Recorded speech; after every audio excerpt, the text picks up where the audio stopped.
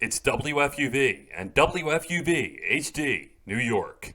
Listener supported public media from Fordham, the Jesuit University of New York. Right here on 90.7 FM, WFUV.org, and WFUVSports.org.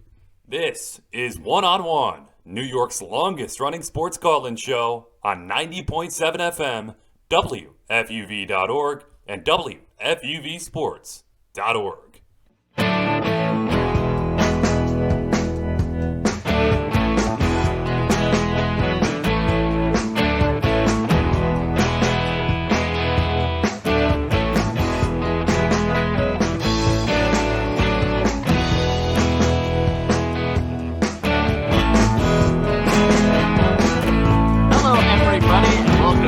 This week's edition of One on One, New York's longest running sports call-in show. We're taking you from 11 p.m. until 2 a.m. on 90.7 FM, Facebook Live, and YouTube. Alongside my partner Nick DeLuca and Jackson Heil, who will be along later with the headlines, I'm Jimmy Sullivan. Pleased to be with you on this Saturday night, soon to be Sunday morning. Nick, a lot to get into over the next 3 hours. It's certainly been a busy week in our lives at Fordham, in sports as well, and I'm looking forward to getting into all that with you. I'm with you, Jimmy. Good to be with you, and it's been an eventful last few minutes, actually. I was just, as you know, trying to set up the camera to make sure we were good to go for the show today. Unfortunately, a certain facial expression was captured by our headlines man, Jackson Heil, and that one was... I was just frustrated. I was trying to get the camera to work. It wasn't working for a second. It's working now, which is a good thing. So we'll put that aside. We'll get going. We got to be serious now and get into what we need to get into. But that's what was on my mind to begin things here. And now I'm ready. Okay, now we can talk sports. We're good to go. I will say, Nick, technologically, things were going great for you up until 10:59. You got the monitor behind you for the viewing audience, which has the FUV logo. You've got the whole setup rigged up. And then a minute before, you froze in suspended animation as you tried to adjust your camera. But it's all right. It is what it is. And we're rolling now. I think it's one of those, it's not anarchy. It's just one-on-one, New York's longest running sports call-in show. But sometimes it looks like that. So it is what it is. We're good now. We're all set. Jackson and I will sleep in May, but we got a lot to get into. Nonetheless, talking the Fordham sports shutdown, which we'll get into with Jackson Heil in the next segment of headlines. We got an interview with Kaitlyn Downey in the 11 o'clock hour. She sat down with our own Kelly Bright earlier in the week to go through that. So looking forward to sharing part of that interview here on 90.7 FM and our other platforms as well. Later on in the show, we're going to get into a little bit of basketball, a really interesting time in the NBA with Knicks, Nets. Julius Randle may very well be an all-star. When that gets ironed out over the next couple of weeks here, the Nets are trying to figure it out defensively. They look like they might be the best team in the East. Nick, it's actually, despite what we might have thought coming into this season, a really interesting time in New York basketball. You have the Nets performing as expected, but here are the Knicks as we sit here now in position to contend for a playoff spot in the second half of the season. Yeah, it's pretty crazy. And only in 2020, 2021 are you talking like this and saying, okay, I'm Derrick Rose and I want to trade from Detroit to go to the Knicks because I want to go compete for the playoffs. I think that was something that was very striking to a number of people when he said that, and the Knicks eventually made that move. But yeah, and Brooklyn looks really good too. And they'll have to figure things out continually as things evolve and they play some of the better competition into the playoffs and the way that will adjust the way they play. But James Harden, Kyrie Irving, and Kevin Durant, again, that's three of the top 10 players in the NBA. And I know there was a lot made about the defense, and sometimes it wasn't going as well as we might have thought early, but it's going to take time, especially in a truncated season and the inability to practice the way you customarily would. But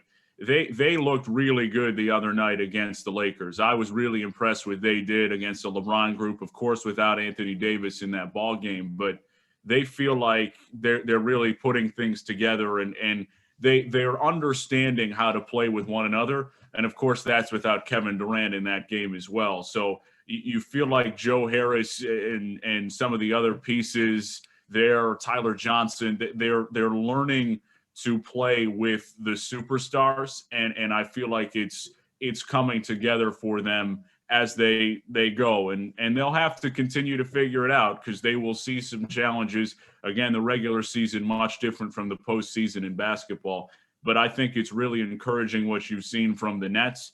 And then the Knicks, who are playing hard. Tom Thibodeau is a bona fide Coach of the Year candidate, in my opinion. I mean, what he has done with a team that was not good last year and has not been good for a long time, to put them in a position to win, and the culture change and the mentality has been really impressive for the Knicks.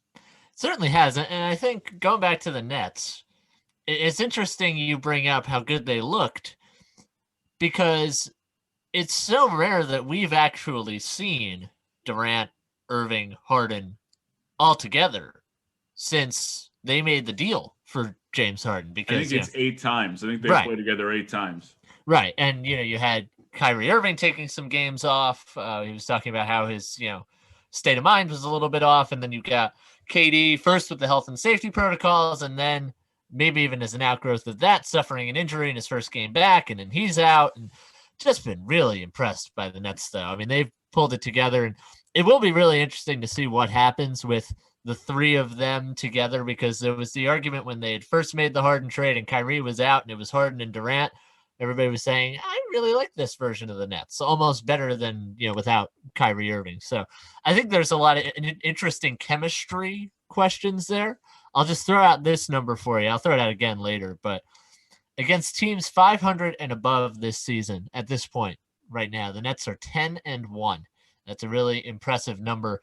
Just shows you how good they've been early on in this season. Moving along with hour 2, we'll sit down with Harvey Araton. He's the author of Our Last Season, a writer, a fan, and a friendship. It's about a special relationship he had with a longtime MSG season ticket holder. You'll hear more about that as we get into the interview with Harvey. We'll get into some football as we head towards the 1 a.m. hour. And then we've got some headlines, some Australian Open. Congratulations in order for Naomi Osaka. But then finally, we got to get into some baseball, and might as well do a little bit now. We're going to play some buy or sell with our headlines man, Jackson Heil. And for the record, full disclosure, we have not seen these, team scenarios, whatever the case may be, but we'll get into it with Jackson. But Nick, I was just heartened this week to see Mets and Yankees camp, people reporting, people working out. Games will be played next weekend.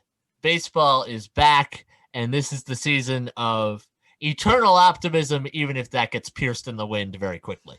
Yeah, sometimes it does happen that way, but it's encouraging to see just everybody back and relatively healthy. I think the positivity rate on the tests was less than 0.5%. I think there were only 9 positive tests for everyone coming back. So outstanding to see all of that in Major League Baseball be ready for more of a full season than what we saw last year, and the craziness that went on with a 60-game season and all the other stuff. You feel like you're really getting what the baseball that you know and love back this time around, and really excited as a Yankees fan in particular. Love what they have been able to do with their starting rotation. I'm a big fan of what Brian Cashman has been able to do in bolstering that, and excited to get Luis Severino back as well and looking there.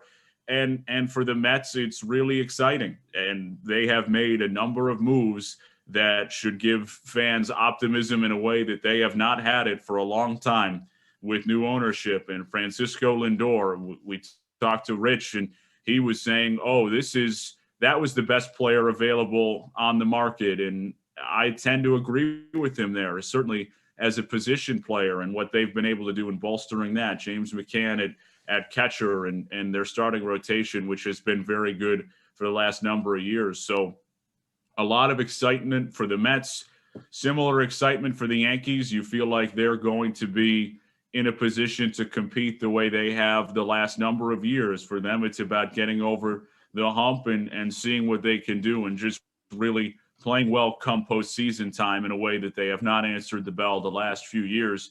But it's exciting, and you don't want to skip over the regular season either. Excited that there are going to be potentially fans in the stands for these games as well. And you're right, it is eternal optimism for everyone but the Baltimore Orioles, who have a 0% chance of making the playoffs.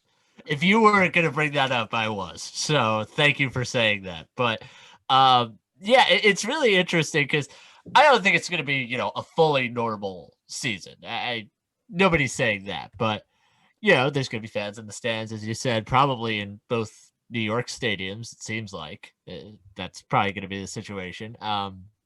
And you get the full season, and hopefully there's little to no games that are postponed, like what we saw last year in the 60-game season, where there were schedule changes all over the place. But this, I will say this as a Mets fan, as somebody who's watched this team all my life, I think this might be the most optimistic I've ever been before a season. And I know that might sound like a stretch, and I get that, but there's new ownership. There's Francisco Lindor, who is an electrifying shortstop, arguably the best in baseball. You've got a better starting rotation. It's just fun. And look, I'm not saying this Mets offseason has been all good, because there's been a lot of other stuff that's happened that has not been good, but a lot to look forward to in baseball. We'll get into all that with Jackson. And I'm going to stick up for the Orioles here. I think they've got a better than 0% chance. I'll give them like 0.5. They have to. They're in the league. I don't understand how they have a 0% chance. I don't know. I don't know what Fangraphs. That's what we're referencing, by the way. It was Fangraphs who came out with potential playoff odds by percentage, and the Orioles came back with 0.0. I don't know how that happens. There must be some simulation. I don't know what dimension, what world it has to be, because I'll tell you, it's not likely. It's not likely that the Orioles make the playoffs, but there has to be a scenario. If you played the season out a million times, Baltimore must be in the postseason in at least one of those. It's like Avengers Endgame, right? One in 7 million or something like that. The outcome. There was only one way that the Orioles make the playoffs. Maybe it's that Tony Stark has to die. I'm not sure what it looks like, but I think there is a way that the Orioles get to the playoffs. Yeah, I just didn't like that the Orioles had a 0% chance and the Pirates had a 0.6% chance. Like, the Pirates are going to be the worst team in the league this year, I think, anyway. Hopefully that didn't give away part of our segment, but I think I don't know how you could, like, the Orioles, like, they're going to be bad, don't get me wrong, but are they the worst team in the league? I don't believe that they are. Their pitching staff was awful, and the ballpark that they play in does not help them, but I will also say that they do have some guys who can hit. Yes. I didn't think the offense was dormant for them the way Pittsburgh's has been, and the Pirates are just a mess. I mean, they're paying their whole team less than Trevor Bauer. I've made the contention that they're the worst organization in baseball, and we're not going to spend any more time on the Pirates than I just did, but the Pirates are going to be worse. I'm with you than the Orioles. Yeah, I mean, the Orioles are getting some guys like Trey Mancini's coming back, and hopefully he's all healthy, and he's a really good hitter. So I think they might sneak up on some people. We'll see. We'll see what happens. But there we go. We got a smile from Jackson Hile. That's good. We're all smiles here. We got headlines coming up next. A lot to get into. A Fordham-themed headline segment on the other side of this break, taking you up until 2 a.m. on 90.7 FM, Facebook Live, and YouTube. If you want to weigh in on the conversation on Facebook or YouTube, just leave a comment in the comments box. We'll be right back on One on One.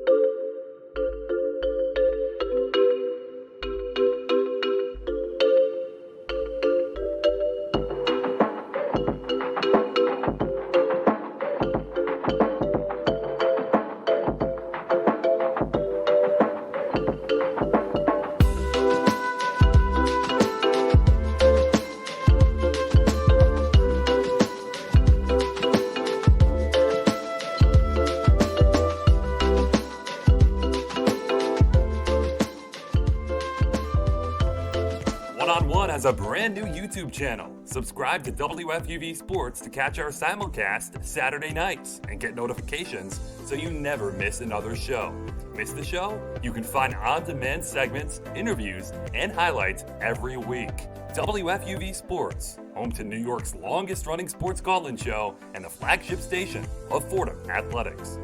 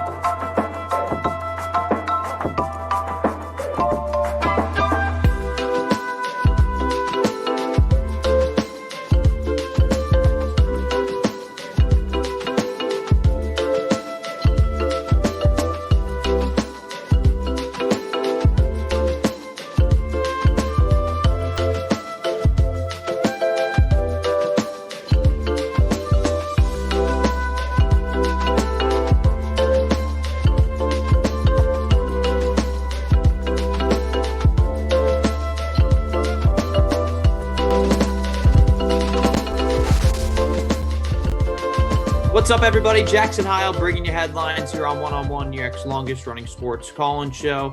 Joining Jimmy Sullivan and Nick DeLuca. Before we get into headlines, though, we need to do some house cleaning things because you guys prompted some discussions that I need to get a word in on real quick. The first one is my beloved Baltimore Orioles, as you can see on my closet back here.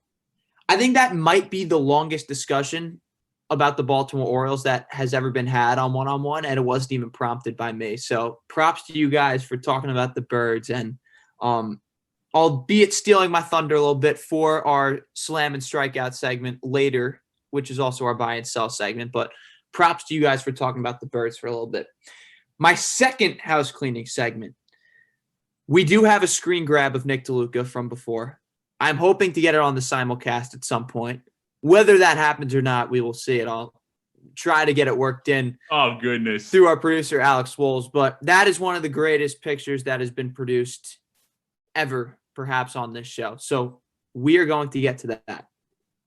Third housekeeping issue. We're having three segments of headlines today, which is more than we usually have. And I understand you guys can't get enough of me, but you're going to be seeing a lot of me on this show and hearing a lot of me on this show today. So I'm glad to join you guys. And on that note, let's get into headlines. And as Jimmy mentioned, it is a Fordham-based headline, and we'll start off with the good news of this.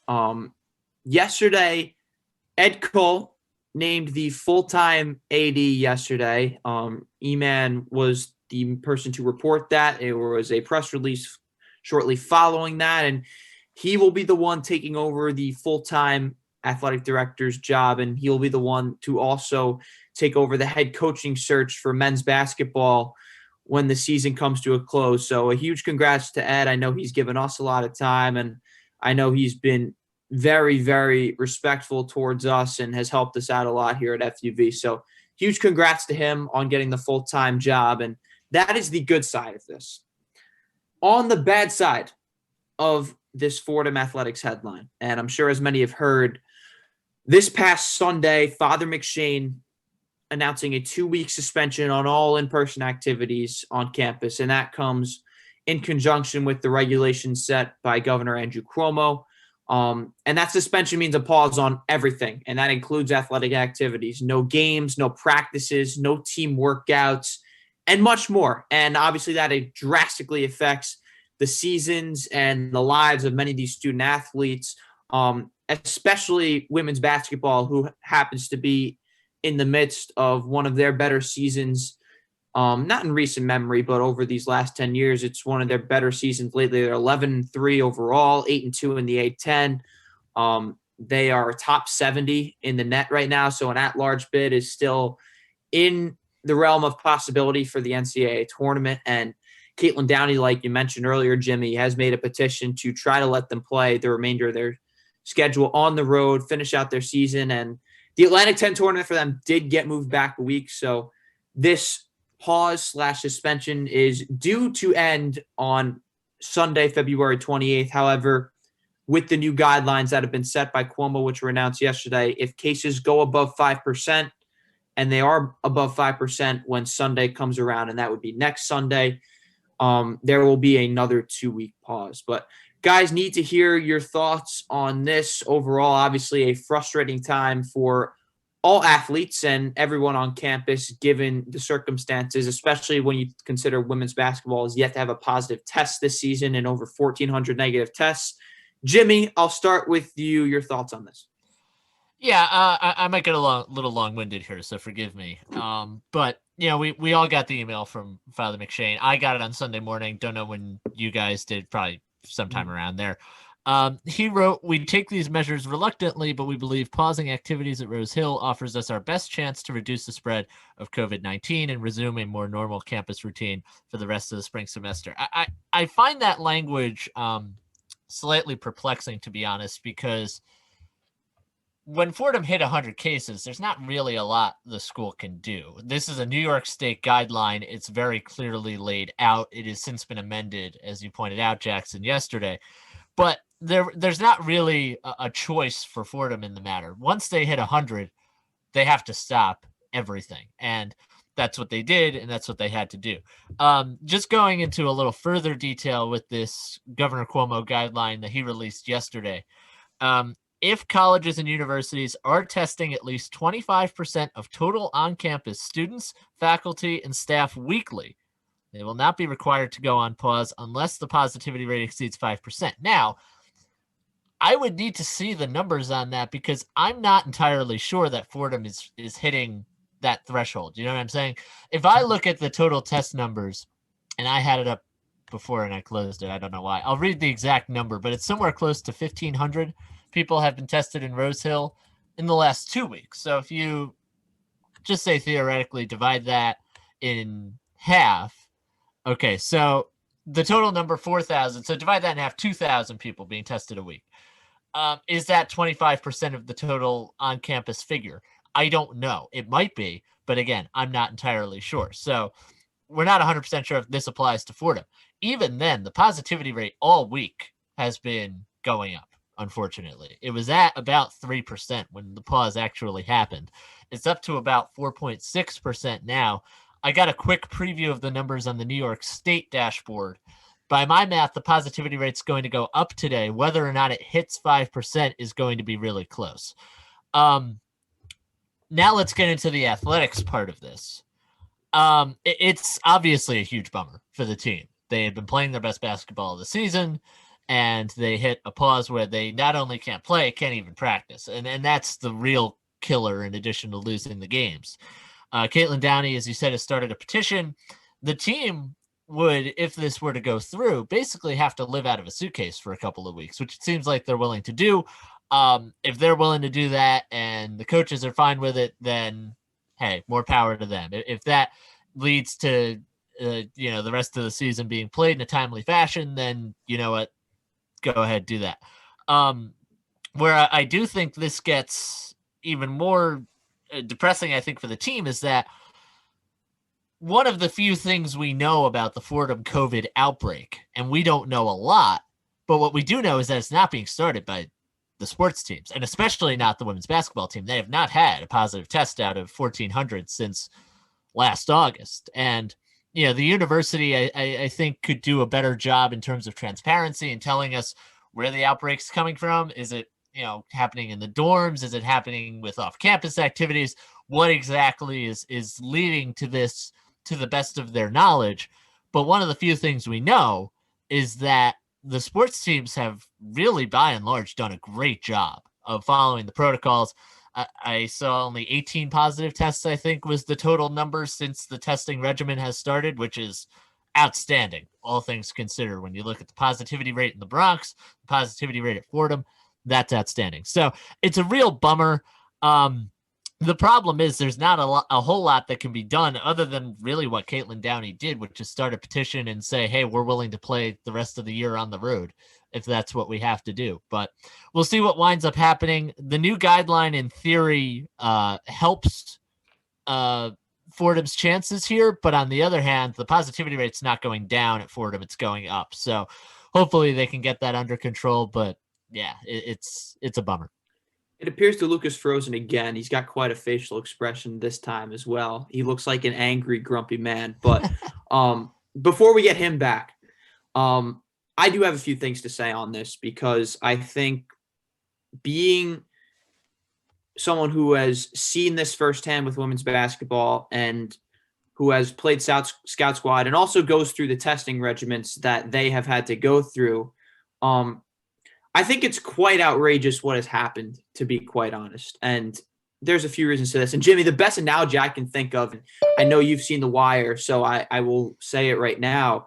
The best analogy I can think of is when there's that conversation between Bodie and McNulty at the end of season 4, after one of Bodie's boys gets killed, and Bodie's like, the game is rigged, man. Like, he's like, I never screwed up a count. I never did anything bad. Like, I never stole from a package.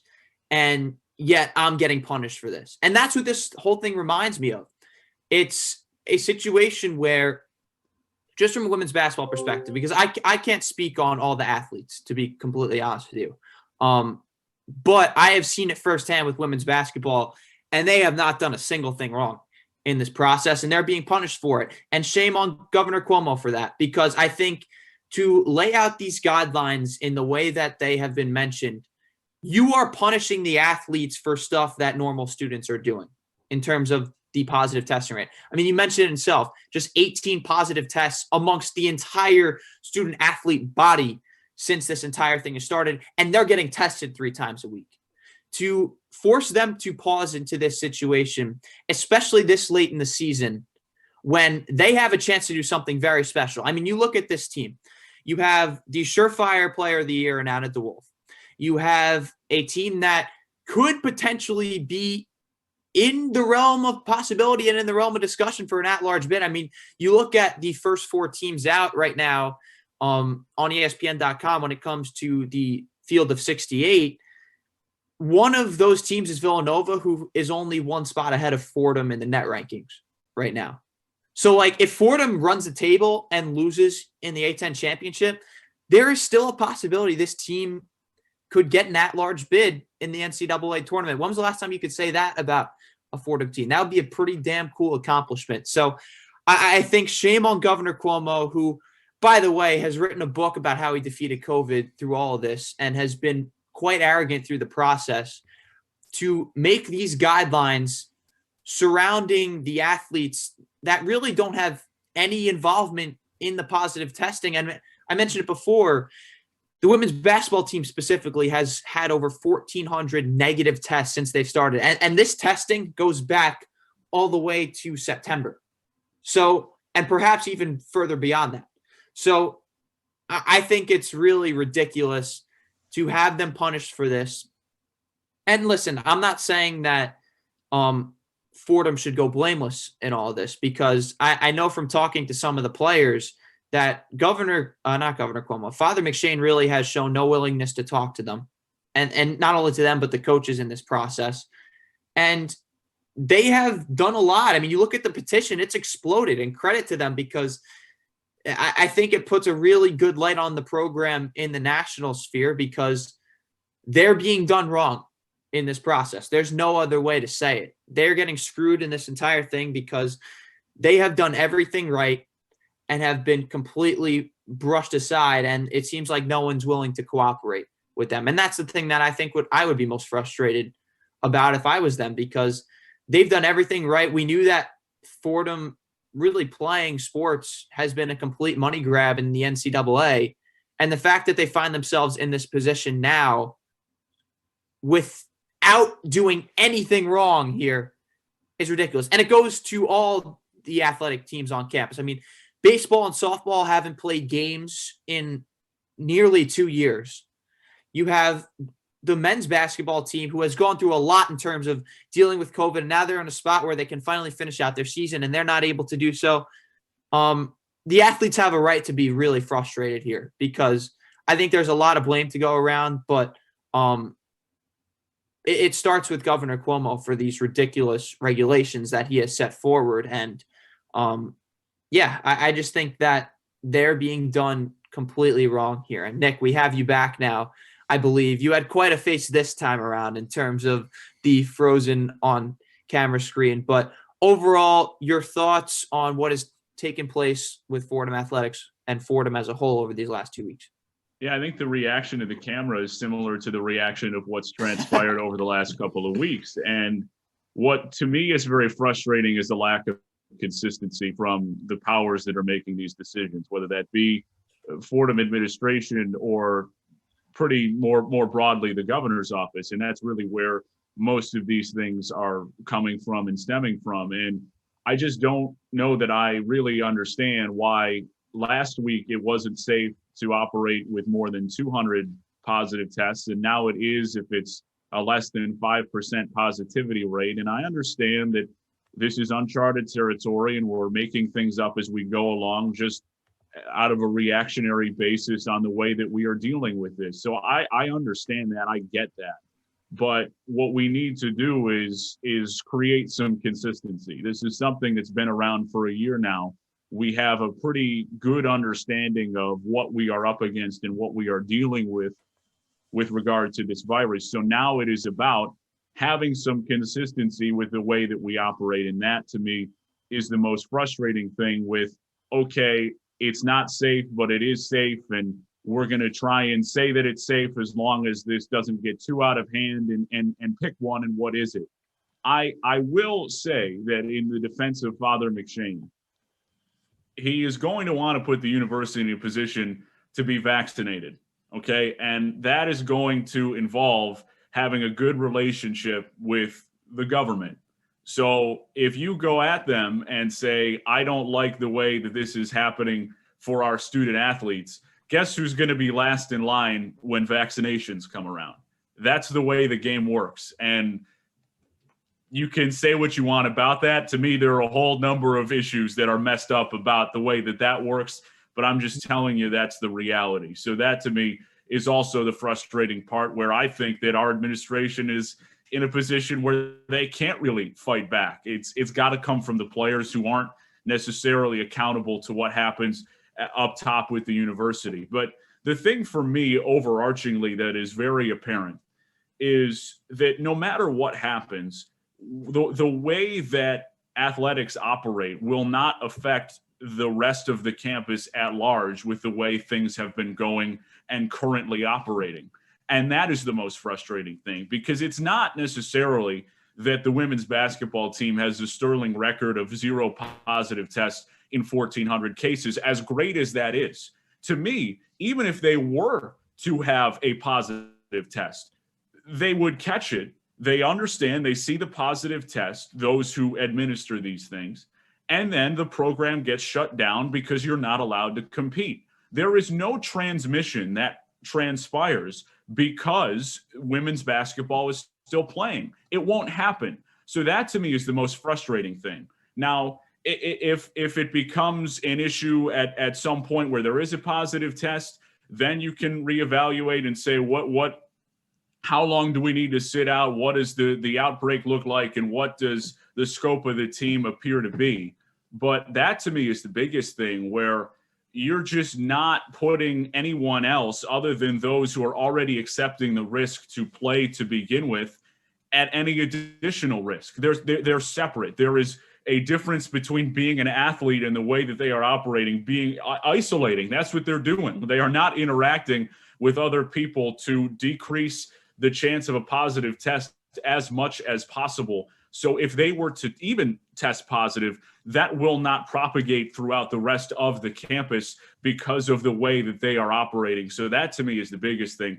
It's not necessarily, we have to make sure our cases are down, or Fordham women's basketball, credit to them. I'm not trying to take away from this fact, but it's not that they have this great reputation necessarily. It's not about that. It's about just logistically, when you look up and down the way that this thing works, it really doesn't matter what their reputation is. It's more, if you think about it, it just will not transmit to the student body because they don't interact. That's the way the thing has gone on for the entire season. So if there is a positive test, things are getting shut down anyway, and then they won't play. But if they are able to operate in a manner in which they're not testing positive, that doesn't affect the rest of the campus, and nobody's going to the games anyway. It's not like there's attendance. So that to me is the most frustrating thing, because these two things just really aren't that related. And yet we want to hit it with a blunt force instrument and say, okay, let's just shut everything down, without really looking into our situations. And on top of all of that, our consistency with those situations are not upstanding. So I think that's where the frustration stems for me. And I'm hoping we can come to a resolution here, because this has been extremely frustrating on a number of levels. And I'm hoping that we can steer the ship in the right direction sooner rather than later. And if I could just say one more thing here. Yeah, for sure. Popping out to a wider level, in addition to athletics, because this is such a wide-ranging shutdown, I think it's necessary to do so. I think there's a lot of reasonable issue you can have looking at a university level as to the transparency and the proactiveness of the response. So at 1:31 p.m. last Saturday, the Fordham Ram, who, full disclosure, I used to be the sports editor of, tweeted out that the Rose Hill campus reached over 100 COVID-19 cases. We didn't get that email that I quoted from until the next morning. And I get that it's a weekend, and a 3-day weekend at that. So I understand why the response might not be instantaneous. But within that 19-hour time frame, you had a men's soccer game, a men's basketball game, and I want to make something very clear. I do not blame those teams at all. I would have done the exact same thing if I was in their position. But from a technical standpoint, if you're going to follow the guidelines, once you reach 100 cases, boom, you're done. And you could disagree with the guidelines. I think that's, reasonable. That's fine. But I'm just saying, from a letter of the law standpoint, that's what's supposed to happen. But unfortunately, again, and I said it before, we're sitting here guessing. Nobody knows for sure what the cause of this is. And what do we know? We know that the athletics testing regimen has a minuscule positivity rate, and the women's team has a positivity rate of 0.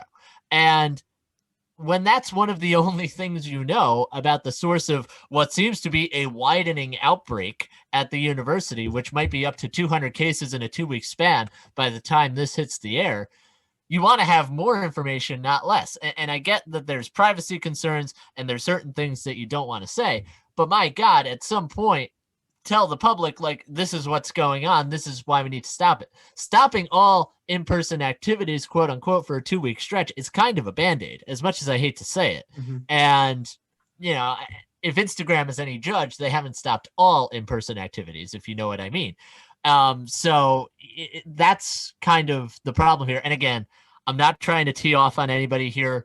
This is a tough period for all of us. We are all, it seems, hitting the wall when it comes to this pandemic, because we're a year on with this crap and we still haven't gotten it under control. But I do think that there needs to be some degree of transparency to say, this is what's happening. This is what needs to stop. And this is what we need to do to get this under control, because everyone's on edge right now. And I think rightfully so. I'm on edge. I'm sure, Nick, you're on edge in terms of living on campus right now with how many cases there have been in the last couple of weeks. And I think we need the powers that be to tell us, like, hey, this is what we need to do to get through this. You don't need to give us the blow by blow. Just say, hey, this is what is going to be most effective in us getting past this outbreak and getting the virus under control. And unfortunately, that just has not happened so far. I want to get one last word in here before we move on. And I don't want to sound like I'm blaming the students and not the athletes in this in general. But I think it's the reality of the situation right now.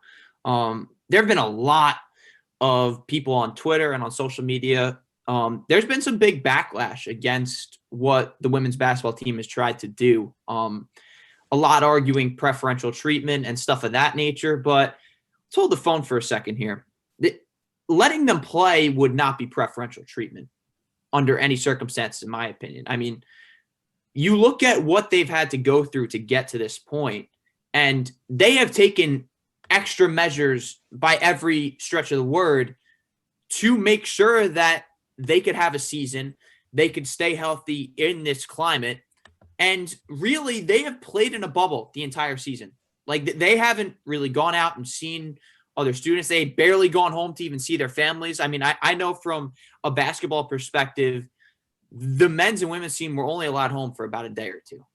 And when they had to come back, a lot of them had to quarantine for a few days because they came from states that didn't border New York. And I think to call this preferential treatment is really ignorant to the entire situation that the athletes have been faced with this year, because they have gone through a completely different lifestyle than the normal student has this year.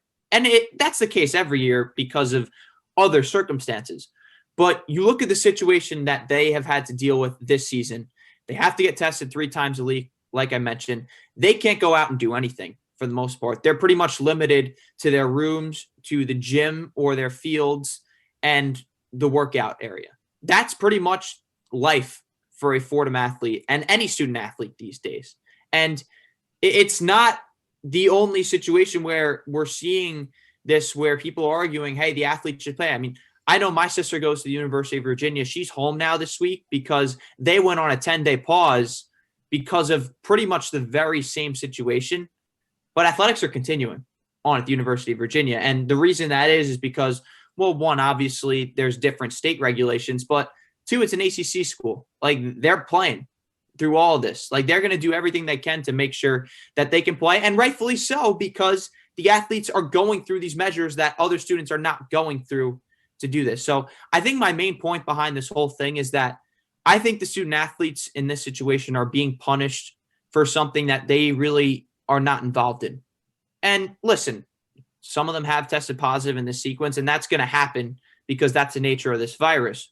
But at the same time, I think you got to reward some good faith to these people that have been through a lot this year and have gone through a lot and have survived a ton and stayed healthy during this process. And to not reward that, I think, is a indictment on Governor Cuomo for not realizing the context of this situation in his regulations. And listen, I know that Father McShane doesn't have a lot he can do here, but Nick, I think it's interesting you mentioned the vaccine route, because I think it's a very, very fair argument in this process. But at the same time, he doesn't have to be disrespectful of Cuomo in this process. You could say, hey, here's the reality of what these athletes have gone through. Here's the reality that they haven't tested positive in a long time, and for the women's basketball sake at all this entire season. And you're stopping their season over stuff that normal students are doing. And I know he would never do that because, listen, there are obvious politics behind it. But it is an option in that process.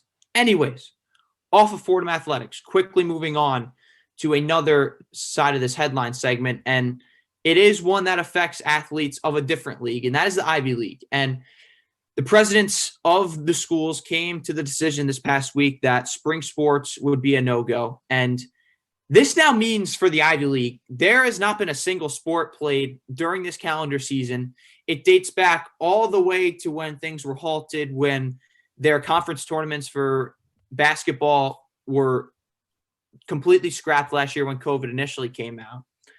And I want to get your guys' opinion on how you think this will reflect on the league going forward, because obviously the Ivy League is really in a league of its own when it comes to academics and things of that nature, and they're usually the first ones to act. But we're going to talk about, it's going to be a year and a half come next fall when there are no sports played in the Ivy League.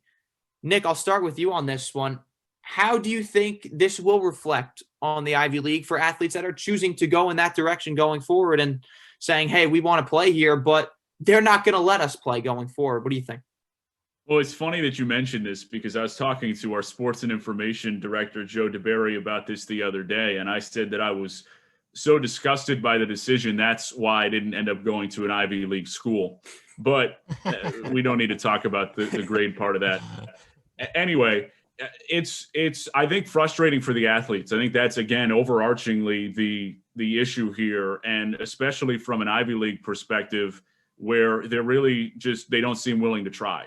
And I think that over the last year, depending on the circumstances and the feasibility of what you put in, leagues have shown, sports have shown that this can be done amid the pandemic. It's not easy. It's not without challenges. It's not without dealing with getting tested all the time and having to adhere to protocols, but it can be done. And I think that that's really going to be frustrating for those who play in the Ivy League. But at the end of the day, it's a simple money issue, and that's what it comes down to. And if you haven't figured that out about how athletics work and how safety appears to work and how all of this stuff has gone on, it's about the money. That's the reason why the NFL is playing during a pandemic, and it's why the NHL, despite butchering their situation with COVID, is still playing, because I think there's a reasonable argument to say it's not safe, but it's profitable. So that's what they're doing. And the Ivy League is not profitable in that same way. They are not this big time TV deal league. They are not giving out scholarships. They are not trying to save money in the way that other teams and other conferences are. And I think that's what it boils down to. So they aren't willing to accept the liability and the risk to the athletes and say, oh, well, it's worth it because we are saving money. And I think that's what a lot of this comes down to, and at least allowing the athletes in other conferences to play to begin with. So certainly frustrating for those who are athletes in the Ivy League. And it's just really one of those things where there's not even a willingness to try. And that has to be the most frustrating thing. It's not that, oh, this thing didn't work out or they wanted to pull the plug. No, they've just shut it down and dismissed it out of hand, when there are a lot of colleges and universities around the world and around the country that have found a way to deal with this in some ways better than others. But it's got to be incredibly frustrating for them. And at the end of the day, it boils down to the money that's made off of it. And the Ivy League says, well, we're not going to make a ton off of it. It's not where we make our bank here. So why are we going to put our universities and our student athletes at risk when it doesn't really matter, even though, again, I think there's an argument to be made that it can be done safely. I think it's interesting that we're having this discussion now. If you go back to a year ago, there's a lot of markers in the sand that I kind of look back on and say this was the beginning of the end. And when the Ivy League said, we're calling off all spring sports, even before all the other sports shut down, that's when everybody kind of knew this was serious. And you can agree, disagree, whatever with the Ivy League and what they've done here. It's 100% in the interest of health and safety and liability and all that stuff. So I get it from their point of view. In terms of reflecting on what it will mean for the Ivy League going forward, I think we might be overrating how much of a wedge issue this is going to be for recruits, because if the vaccine rollout goes as planned, big if, we could hopefully have some sense of normalcy by the fall and by football season and other fall sports, things of that nature. It's a once in a lifetime pandemic, and there have been some once in a lifetime decisions made because of it. And I just don't think that a recruit who has a chance to go to Princeton or Columbia or wherever is going to turn down that opportunity because, the school presidents did this in 2020 and 2021. I just don't think that's going to happen. So, look, is it frustrating for the athletes? Yeah, they're granting a waiver that'll allow them to play in 2021-22. I think that's just for the seniors. But is it frustrating? Yeah, and I think the athletes are valid in being frustrated, especially, those who want to play, which, is probably a lot of them, maybe not everyone, but certainly a lot of them. Do I think this is going to hinder Ivy League sports recruiting efforts, going out, getting, good players, from the high school ranks? That is something I'm a lot more skeptical of, just because, God willing, COVID in 9 months maybe isn't as much of an issue. It might be around the world, but not within the country. So it'll be interesting to see what winds up happening there. But I don't think that this is going to be some huge issue for the Ivy League schools in terms of getting recruits down the line. I'm going to take the Lucas side on this and saying I didn't go to an Ivy League school because they wouldn't let me play sports there. That'll be my first take on this. But just quickly from my perspective, I think there's got to be a really high level of frustration for these people. And Jimmy, I think you bring up a very good point in the fact that it is a once in a lifetime pandemic and once in a lifetime decisions are being made. But with that said, I mean, I think it's been pretty clear that there are ways to do things safely from a sports perspective. And we've seen it throughout this entire year, even at the college level. I mean, obviously at the professional level, it's a completely different story because of the assets that they have and the money that they have to funnel into this thing. But I know just from a lacrosse perspective that I'm taking the side because I know it more and I'm more involved with it, given that my dad played lacrosse at Cornell and he's very involved with the alumni situation there. But I know the Ivy League was offered by Joe Tsai, who's the owner of the Brooklyn Nets, and a billionaire, obviously. But Joe Tsai offered to pay for the entire season to have their lacrosse played in a bubble at the IMG Academy, offered to pay for the entire thing, offered to take liability for the entire thing, and also pay for the testing that would be required and involved in the whole process. And the Ivy League said no. And if I was a lacrosse player, if I was an athlete seeing that, the message that sends me is that these guys don't really care about us too much and don't care about what we've had to go through over these past year to get our bodies ready, get our mentally ready for what we're going to have to experience this spring, and that's play and have a season. And I'm not saying it's going to affect things going forward, but I know my gut reaction would be pure frustration. And we're seeing a lot of kids transfer out and a lot of really, really good players transfer out. I mean, I know at Princeton, Michael Sowers, who was one of the best players in the nation last year, has transferred to Duke. T.D. Erlin announced 2 weeks ago was the best face-off kid maybe in the history of college lacrosse. He's transferring to Denver, and so many others have left the program at Yale and Cornell. I know that's going to be an issue as well. And these are high-level programs too. Like I know the Ivy League in general isn't known for their sports, but from a lacrosse perspective, it's one of the best conferences in the nation. And I'm not here to just focus on lacrosse. I'm just saying it because I'm more in depth in terms of knowledge when it comes to this. And it's something that I know a lot about, but it's wide ranging. Like you see this in other sports too, like in all these spring sports that they had to deal with. Like if I'm an athlete coming out of high school, I think it's been made pretty clear and a message has been sent that the athletes are not priority number one, and nor should they be. But I think it's clear they're not priority number 2, 3, or 4 in the Ivy League nowadays. And for me, if I was an athlete making my decision going forward and I wanted to play a sport, the Ivy League clearly, I think now is not the choice for you. And that has to be frustrating for a lot of not only students that are there now, but also for the alumni that have had to watch these programs succumb to what it is right now. And listen, Jimmy, you're right. It is all in the sake of health and safety. And for that, they deserve credit, and they deserve credit for making the decision back then when they received a lot of backlash for it.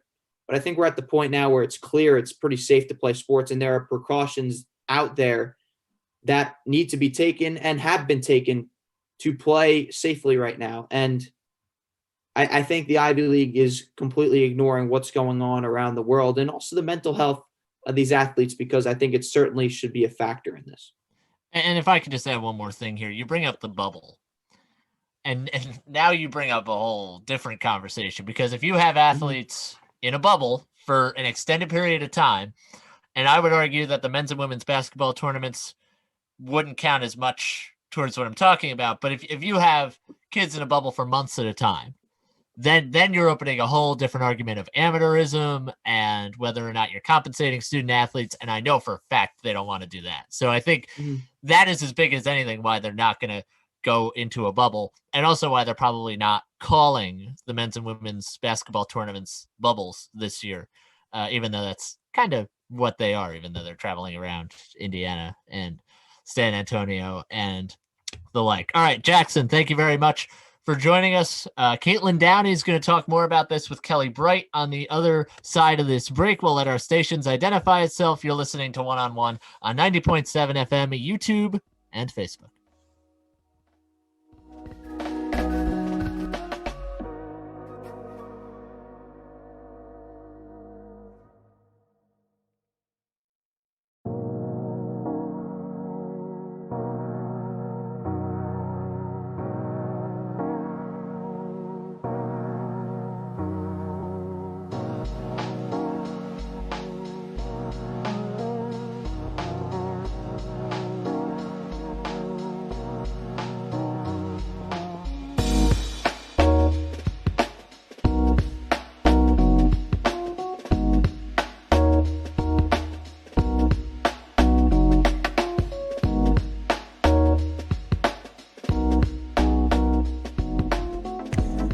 To support the WFUV Sports Department, visit support.wfuv.org to become a member or make a one-time donation.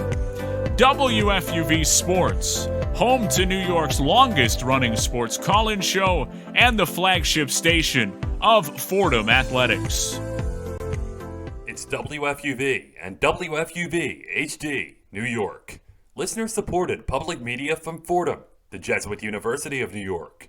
Right here on 90.7 FM, WFUV.org, and WFUVSports.org. This is One on One, New York's longest-running sports call-in show on 90.7 FM, WFUV.org, and WFUVSports.org. One-on-one. I'm Kelly Bright, and I'm joined here tonight with Kaitlyn Downey. She's a junior captain on the Fordham women's basketball team. And Kaitlyn, I wish I was talking to you about something better, but it is COVID, and we are now in a 2-week shutdown. Obviously, your team, amidst their season, almost to the best part of your season, the A-10 conference tournament, just a few weeks away. Fordham testing over 100 cases, over 100 confirmed positive cases. So per New York rules, the university had to shut down. And with that, so did athletics. Give me your first reaction when you first heard the news, especially given how close you guys are to being in your conference tournament. What was your team's gut reaction to hearing the news? It was honestly really devastating. It was on our radar for like about a week. We saw the cases slowly jumping, and we had the expectation that it would definitely take a hit after Super Bowl. And just kids returning back to campus, and we slowly started to creep. We saw 40, then 70, and then we came out of practice one day, we checked, and it was at 115, I think it was. And that, it kind of just shook our world a little bit, because, I mean, there's only so much you can control in this unprecedented time, and this was something that we've done everything possible in our control to do right, and it was just devastating to see how this is impacting our team. I can't even imagine that. I mean, obviously, I'm also a student athlete on the softball team, but we haven't even started our season yet. So I can't imagine what it's like to already be in season and hear that. Now, the email that got sent out to all the students, basically, I'll read some of the lines here. All classroom instruction switches to remote, all in-person student programming suspended, indoor dining suspended, all athletic practices and competitions are suspended. Now, Kaitlyn, you took the initiative, you and your team took the initiative to start a change.org petition, which has blown up, gotten over 1,000 signatures. I know I shared it on social media. Chase Edmonds even signed it. Talk a little bit about that petition and what went into you writing that. It was very well written. I completely stand behind everything you put in there. So just kind of talk a little bit about that and what you guys are asking for with that petition. Yeah, of course. I think the first reaction came when we had Barstool Sports post something, and we kind of received some backlash on Twitter. Of course, Barstool, it has this mentality, their sports page. They really don't, they'll say whatever comes to their mind. And we kind of received a little bit of backlash about that. And we didn't want our message to be stirred the wrong way. Of course, we love support from anybody that we can get it from. But I think our petition really just spoke to the idea that this is affecting a lot of people in a lot of different ways. I mean, we and so many sports teams, so many programs around campus have been doing the right steps and taking the proper precautions. And now that the discipline, is brought on everyone, it's a really unfortunate situation. Again, regular students who aren't in athletics don't really follow the same responsibilities that people on some sports teams have to follow due to staying in a safety protocol, being able to test negative 3 times a week. And that is a standard that we have been able to uphold for 6+ months. And all the sacrifices we have made as a program, whether not seeing our family, never really being able to travel anywhere crazy, limiting social gatherings, that has really taken a significant impact. And we never wanted to minimize anybody else's situation on campus, but we just wanted to show that our deadline is really pressing, especially in this portion of our season. And we just wanted to have our voice clarified and heard. Yeah. And Kaitlyn, I want to preface this part of the conversation by saying their case number reaching this number obviously doesn't just impact athletes. It affects everybody. It puts the Bronx community in danger just to have that many cases in an area like this where healthcare isn't always the easiest, it isn't always the best. So I want to preface what I'm about to say by saying that I think, whether you're into theater, whether you're into robotics, whether you're, you do student government, having campus shut down, being amidst a global pandemic is a bad thing. It's traumatic. It's not something anyone knows how to deal with. So I want to preface by saying, I don't think that athletes are the only group of people impacted by this. However, what you mentioned, the backlash that I've seen online, and obviously your team has dealt with in honestly just the past 24, 48 hours, I think is not only unfair, but it's also unwarranted. My mom she's a part of the Facebook parent Fordham group, and she was telling me that all the comments are saying, oh, the football team has all the cases. The teams are the ones partying. The athletes are the ones, not following protocol. Those are the ones with the cases. But I was looking at the numbers today, and there's 141 cases.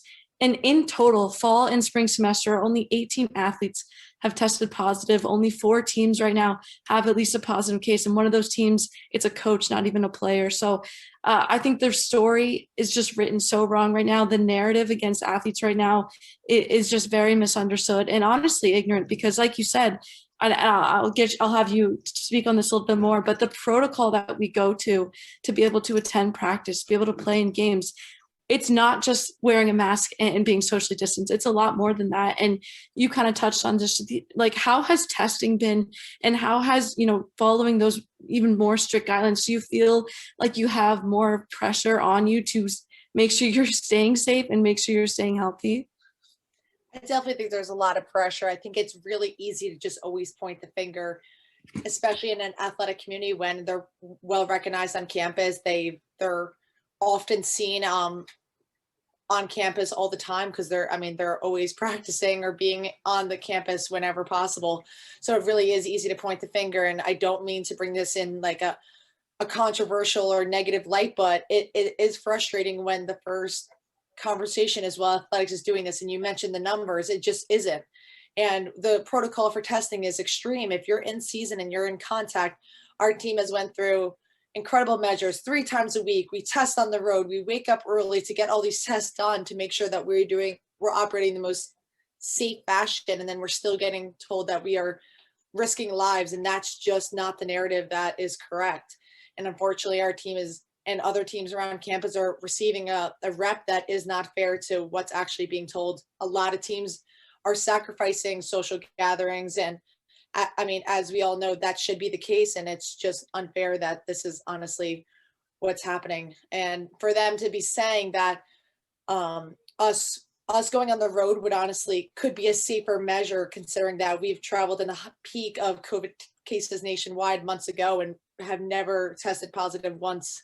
And it's just saying, when we're being told that we're risking lives, it's just an unfair narrative. Exactly. And I was reading your petition, Kaitlyn, which I mentioned before, was just so well written. And you said with 1,400 negative tests, 0 positive results in 6 months, and the numbers speak for themselves. And I think it's a testament to how hard you ladies have worked and how dedicated you've been to following those health and safety protocols, making sure you're doing the right thing, making sure you're not only keeping yourself safe, but the community around you. And I know as a fellow student athlete, I think it's seeing teams like that, seeing a team like women's basketball who plays a sport that's indoor and it's in close proximity, and yet you still have managed to have zero positive tests. So I really think that if anyone deserves a chance to be able to play on the road and have a chance at the tournament, I think it's you guys. And going off that, what is the plan if this petition goes through, if it makes enough noise to get to Father McShane, to get to the Fordham administration? What are you guys hoping to do to be able to save the rest of your season? Honestly, right now we're kind of just in a search for answers. We're so confused. We're just disappointed with what's happening because we followed every single protocol given to us to a T. Every time we're traveling on the road, it's masks up on a bus for 6 hours. It's on the sideline at practice. We put our mask back up. It's back in the weight room. We put our mask back up. We followed exactly what the protocol was, and we were the guinea pigs in the beginning of this. Women's basketball was the first on-campus sports to be able to practice, and that was an opportunity granted to us, and we are so appreciative of that. And we're just asking, again, to be trusted the same way that we believe, garnered the respect And I mean, I know it's not an easy decision to make, and we're not trying to step on anybody's toes here, but we're still trying to finish something that is incredibly important to a bunch of girls. And, you know, not to downplay any of this, but it's in a, you know, there's a lot of negativity in this world right now. And I could see this being a special opportunity to represent Fordham University in a safe way that we have proven to do the correct way. And we're just hoping that hopefully we can eventually get an approval and get back on the road, finish the season on the road, away from campus to safer locations, and be able to compete in the A10 tournament and hopefully postseason play as well. Yeah, and I hope for the best, and I hope you guys are able to figure that out. Now, you mentioned negativity, and I just have to bring this up because I've seen a number of tweets, especially into that Barstool Fordham post you referenced, that have been very negative to your team. One even saying that you guys smell like sewer water, telling that one thing saying that they would spit on you, and then no one gives a expletive about your bouncing balls, and just all these negative comments in a world where everybody at the end of the day is dealing with this. Everybody has had things taken away from them, have had passions put on hold. And how are you guys being able to stay positive and trying to keep a positive mindset, not only when you're reading these comments, seeing this backlash, but also just given what's happening, given the fact that there's a lot of uncertainty. You know, you guys are a few weeks away from A10. You and another girl on your team, Anna DeWolf, are up having career years. How are you keeping positive as a captain? What are you saying to your team to keep people hopeful in this dark time? I think, we're just trying to rise above any negativity. I just don't think feeding into it does anything better for anybody surrounding the environment. And the only way that we're kind of beating that situation is just providing the facts of what we've been doing. At the end of the day, the emotions of it can't come into play when the facts have proven our track record. And I think at the end of the day, we just have to remain positive, remain steadfast on our plan to be able to finish this season. We've done exactly what we've been told. We've demonstrated it with 1,400 negative tests. I think that has to speak volumes. And there's always going to be backlash on Twitter wherever we go. I mean, we're Fordham University. We're not Duke. We're not UNC. So I mean, obviously those places face a lot more than that. So we're just kind of taking everything for granted. Just really accepting this opportunity, just remembering how special our team is, and just staying close together, especially during these times. Well, Kaitlyn, I think you said it best, and I really wish you and your team the best of luck. Hopefully you guys get to finish your season, and if not, we are so proud of you. The whole Fordham community is so proud of what you guys have been able to accomplish, not just this year, but the past few years. You're one of the best programs at this school and such positive role models. So wish you the best of luck, and thanks for stopping by and talking with us. Absolutely. Thank you for having us.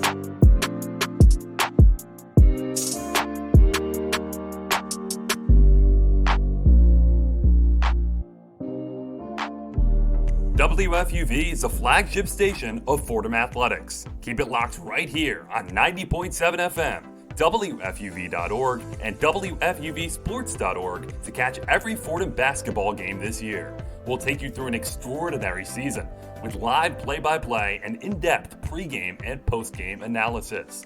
WFUV Sports, home to New York's longest-running sports call-in show and the flagship station of Fordham Athletics.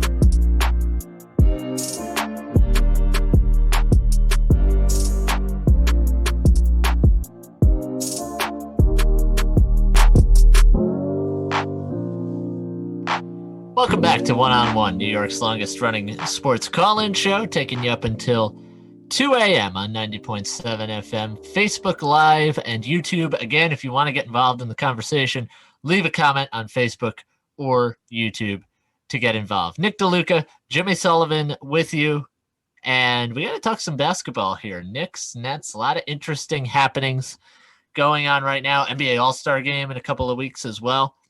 Nick, let's start with the Brooklyn Nets here. So they currently look like they've got a chance to really be the best team in the Eastern Conference with the Milwaukee Bucks losing streak. Nets are now second in the East, game and a half behind Philadelphia for first. They beat the Lakers rather impressively Thursday night, I should say, even though the Lakers did not have Anthony Davis in that game.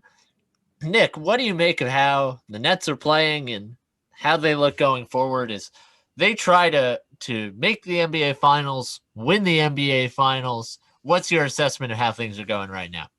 Well, I'll also add that Kevin Durant did not play for Brooklyn Correct. in that game Thursday as well. So I don't know where that falls in terms of, who missed more with Davis out and Durant out. But they look really impressive right now, and you feel like they are becoming more comfortable playing with one another. The Nets lead the NBA in points per game. They lead the NBA in field goal percentage. And one of the things that really stuck out to me in surveying the landscape of the NBA, something that I'm sure that no one would necessarily have predicted or be in a rush to point out, James Harden leads the NBA in assists. And that to me is huge for what the Nets are trying to build in sharing the basketball, and the concerns about, Kyrie is a ball dominant player, and Kevin Durant is the best player, so he's going to have to be in a position to shoot as much as he can. And how is that going to affect things when James Harden comes over, and how are they going to mesh? And yet it has worked really well. Now, of course, they have not all played together rather extensively. It's, as we mentioned in the open, I believe only 8 games that the three have been on the court. I 8 or 9, and I think it's 9 actually. They're 7-2, so they've been very good with 3 of the top 10 players in the league on the court at the same time.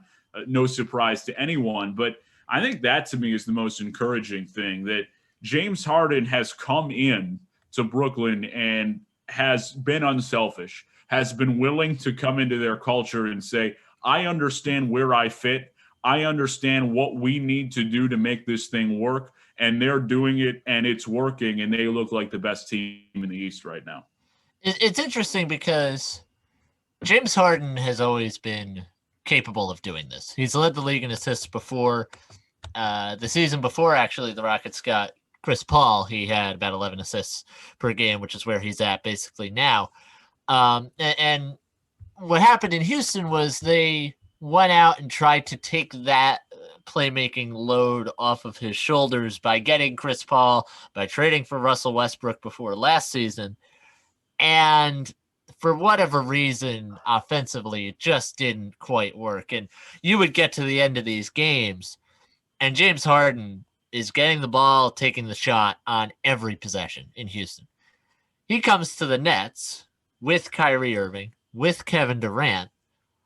He doesn't have to do that. And there was a much publicized conversation that Kyrie Irving had with James Harden about a week ago where Kyrie went to Harden and said, you're the point guard, I'm going to play shooting guard. And conventional wisdom would say that that's not right, but it actually makes perfect sense. Harden is a great distributor.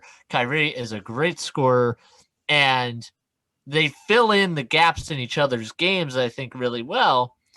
And obviously, when you get Durant back from his injury that he's dealing with right now, it's going to obviously add a whole different dimension to the team. But Harden being the facilitator that he is, he doesn't need to score. Irving now being in more of a scorer's role doesn't need to facilitate as much. It just works really well. And there's some concern with the Nets, I think, particularly defensively, which they seem to be starting to figure out. But this offense is so good that even with the issues defensively, they can just go out there and outscore you. It's not that their defense needs to be, top 5 or top 10 in the NBA. They just need to have a defense that doesn't, necessitate their offense going crazy every night to win. And if they play at that level, they're going to be in good shape. But I was really impressed by that from the Nets' point of view, that you have two superstars who conventionally thinking are very hard-headed, but who can sit there and say, this is what you do well, this is what I do well, let's have you do the good thing, I'll do the good thing, and then we'll all be in good shape. So I give the Nets a lot of credit for that.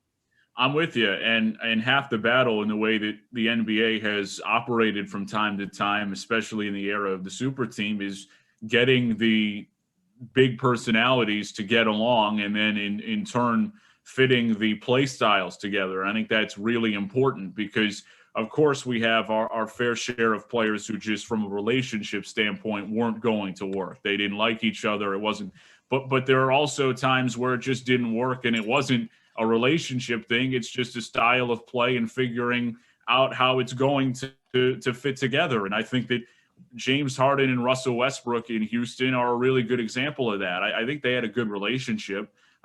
By all accounts, it wasn't an issue of, oh, I don't trust what Russell Westbrook is doing or James Harden's not playing the way I thought this would happen. It was just they didn't have enough in a pretty loaded Western Conference and figuring that out, just it didn't end up working. And that I think is, again, for Brooklyn, they're too talented for that to be the case. It wasn't going to be, oh, they're not talented enough or they still need something else. I mean, this is as talented a team as the NBA has run out since the Golden State Warriors of Klay Thompson, Steph Curry, and Kevin Durant a couple years ago. So the talent is not the issue. And the relationships, I don't think, are the issue either. I think these guys are ones that are going to get along. And James Harden has come in with that mentality. And you knew that Kevin Durant and Kyrie Irving were going to be in a strong relationship position because those two got together and said, we want to play in Brooklyn when they were making their free agency decision back in 2019. So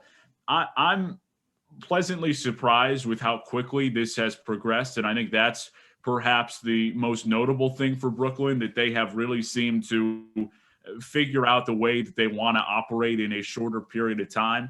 And that's a credit to the coaching staff that has caught a lot of flack at times for the way things had gone early on, and Steve Nash and a first-year head coach and Mike D'Antoni, Jacques Vaughn on that staff as well. So I think they have to be pleasantly surprised with the way that things have gone in terms of chemistry.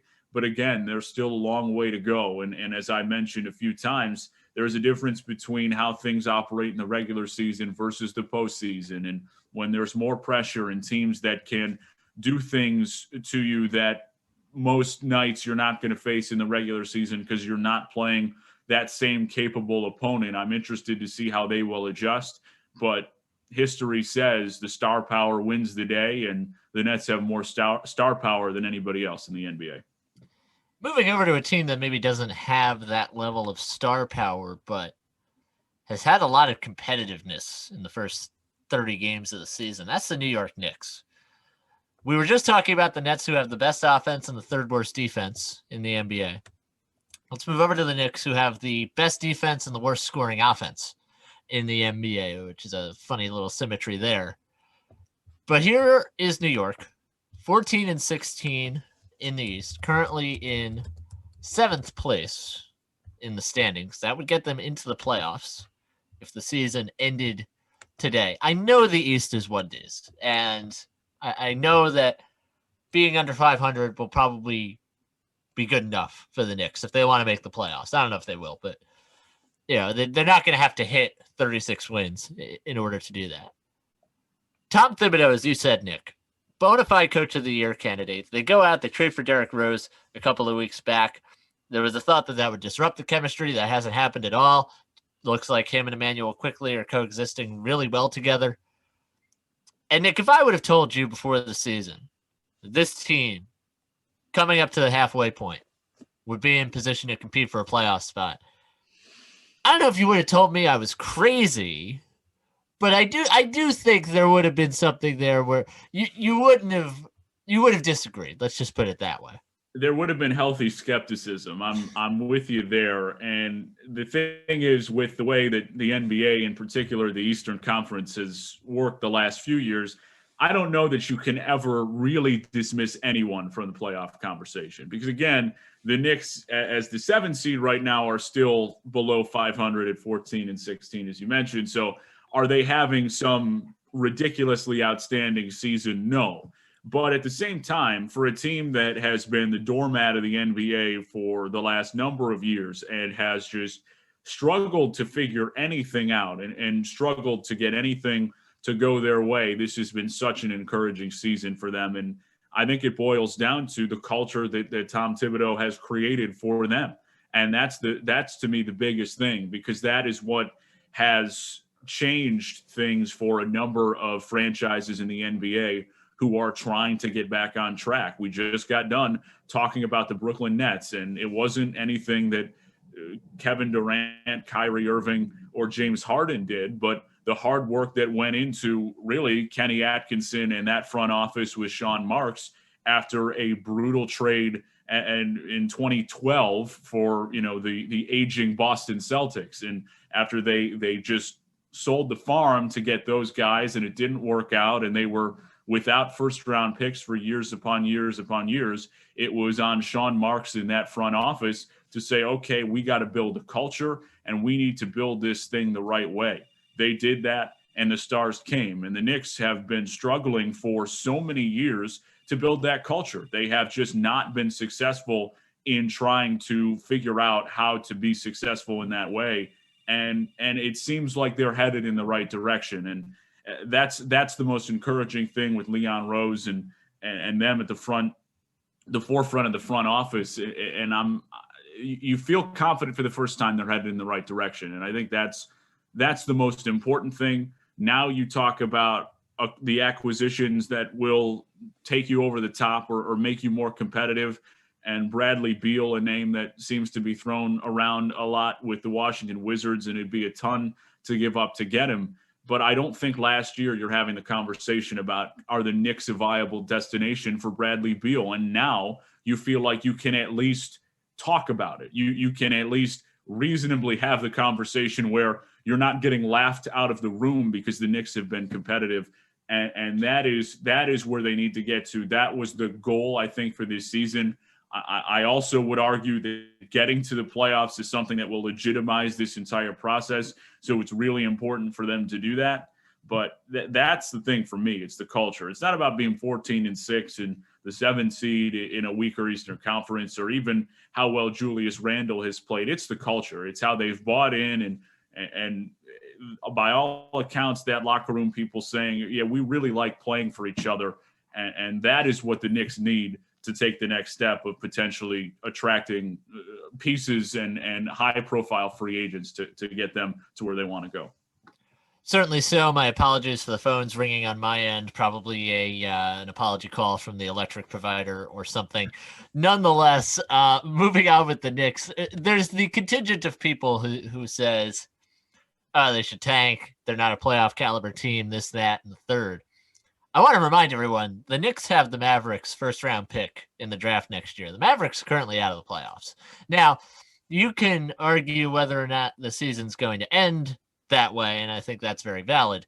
But right now, that's a lottery pick for the New York Knicks without the Knicks actually playing lottery caliber basketball. So good for them on that front. Before we wrap up and move on to our interview with Harvey Araton, just want to touch on Julius Randle. 23 points, 11 rebounds, 5.5 assists per game.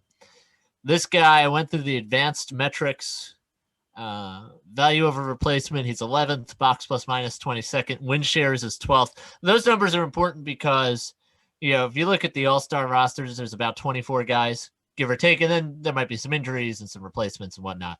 But there haven't been 24 players better than Julius Randle in the NBA this year. This guy's absolutely an all-star. Nick, I think you probably agree with the way I see you nodding here, but I think you have to consider Julius Randle as an all-star at this point. He has to be, because where are the Knicks without him? And right. It does always take a player or two to make you a team that is in contention for making the playoffs. And they really have not had, they've had contributions, but it's been Julius Randle carrying the load.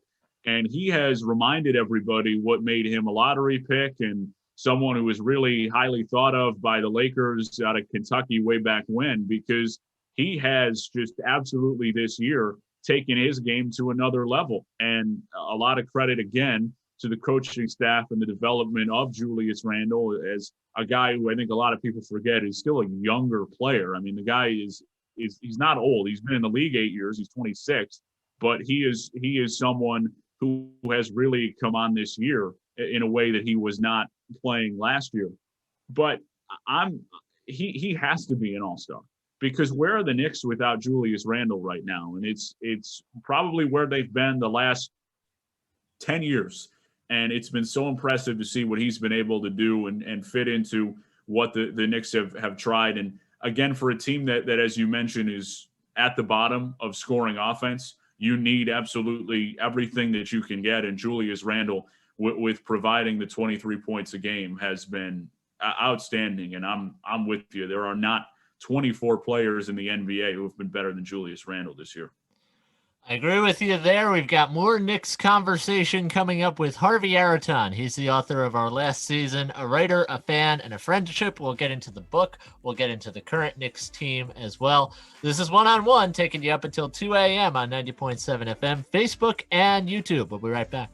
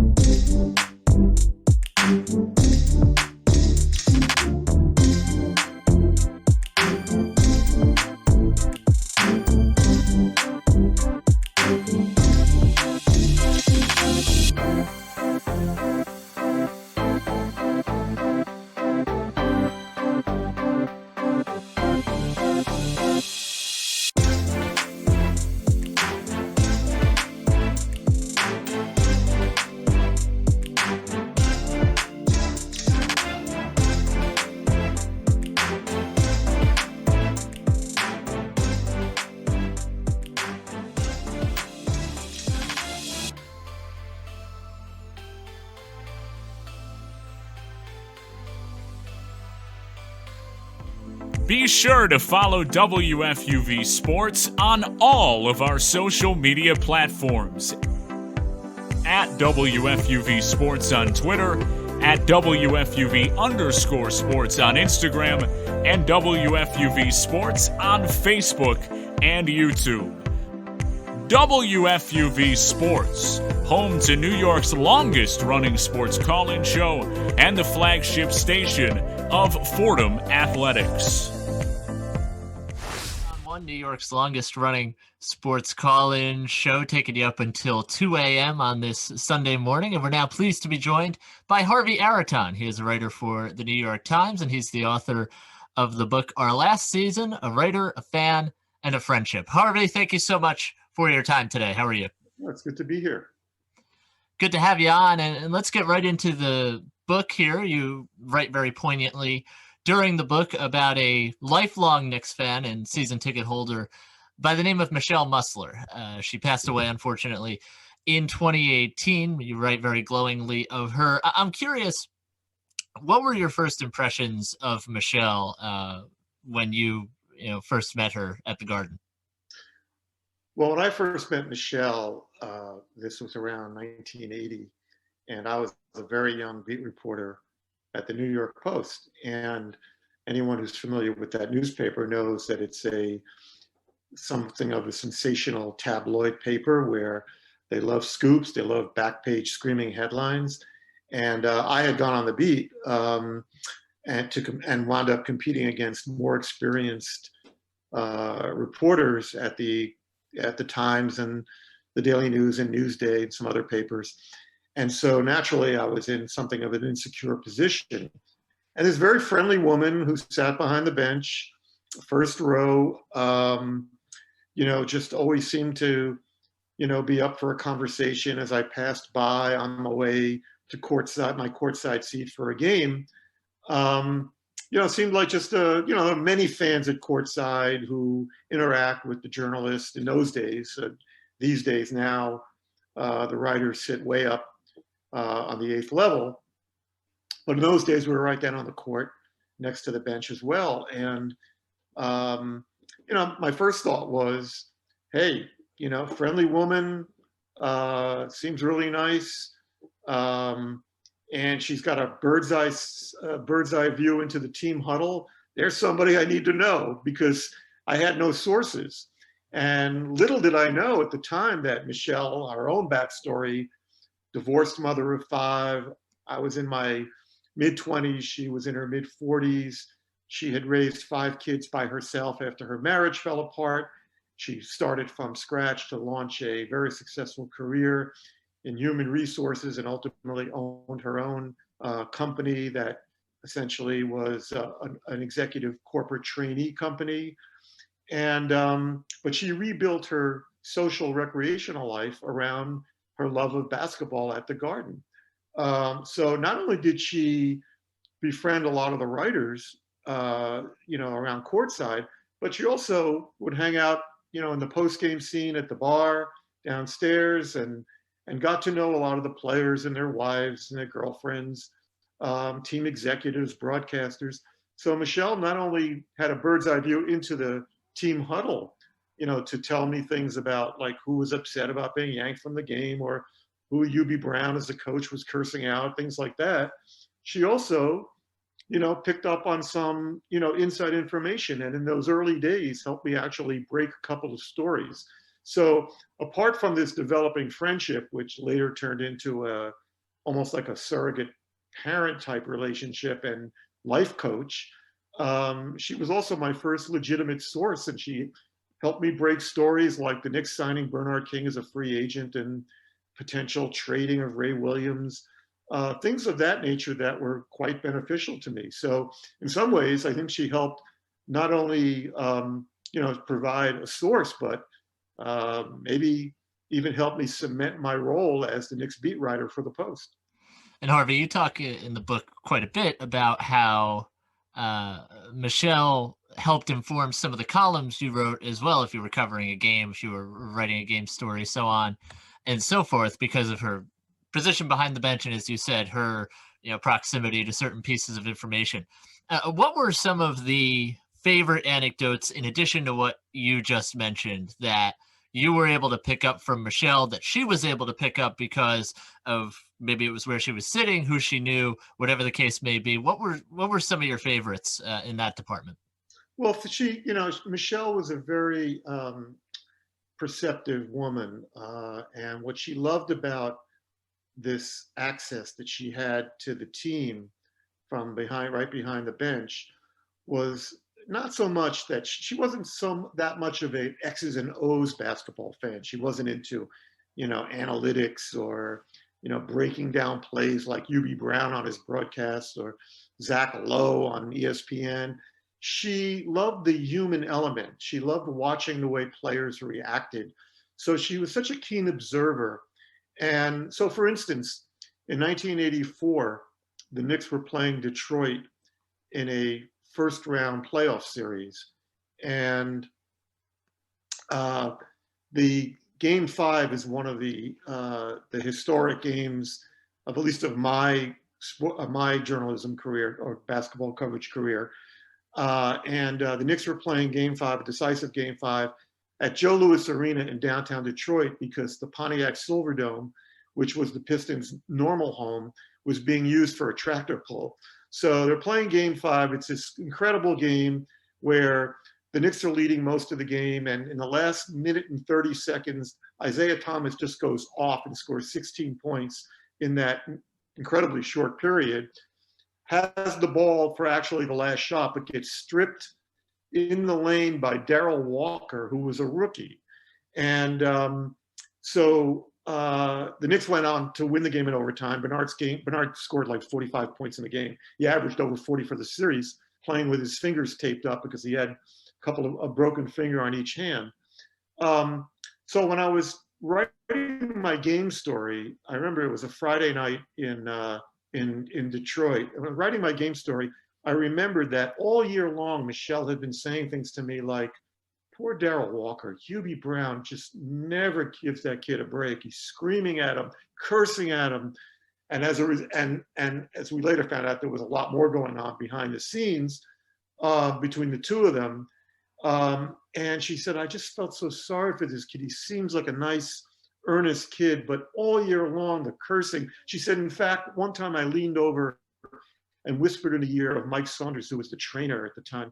And she said, please get him to stop cursing out that poor kid. I'm sure UB didn't pay any attention. But anyway, in any event, to sit down and write my story, obviously I had to come up with a lead that reflected the fact that Bernard King was the hero of the game, that Isaiah Thomas had done something incredible, but Darrell Walker, this rookie who had been under siege all season, had maybe arguably the most important play of the game by stripping Isaiah as he went for the game-winning shot in regulation. So the lead was something like Bernard King stole our hearts, Isaiah Thomas nearly stole the game, but Darrell Walker stole the ball. And it gave me, that was an example of how having Michelle as my eyes and ears behind the bench shaped a lot of the stories I wrote, because she was feeding me this material, this insight. I was practically inside the huddle myself.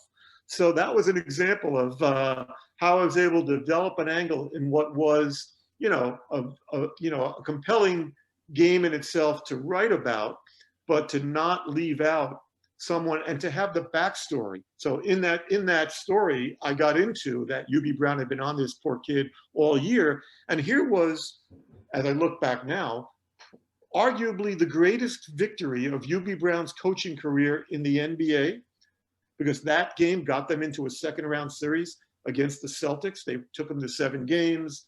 It was, widely viewed and written about series. The Knicks lost, but in the most, telling moment of his, I guess I could make the argument, of his entire NBA coaching career, a guy he had no use for bailed him out. So it was those kinds of insights that really made Michelle a useful friend and source behind the bench. But there was so many times, the number of phone conversations that we had through the years. And we could be talking, Sunday was our day to usually talk by phone, and it could go on for a couple of hours after the Sunday morning news shows, which she always religiously watched. And we could be talking about our kids, about life, about problems, about illness, but inevitably it always steered back to the Knicks. Talking with Harvey Araton, writer for the New York Times. He has written the book last season, a writer, a fan, and his friendship. Harvey, I do have to ask, there's a chapter in the book. It's entitled Dolan and the Death of Hope, which is about James Dolan, the Knicks owner. How negatively did Michelle view James Dolan's stewardship of the Knicks into her final years on this earth, and as a Knicks season ticket holder? Just how negatively did she look at James Dolan as the owner of the team? Well, the title kind of tells it all. Dolan and the Death of Hope. You see, Michelle had been there from 1973, the 1973-74 season. She had gone to a couple of games with her ex-husband and her sons. She had 2 sons and 3 daughters. So she attended, she always loved basketball. She grew up in Hartford. Her younger brother was a good player. She always tagged along to watch the games. She was a tomboy who was actually the sports editor of her high school newspaper.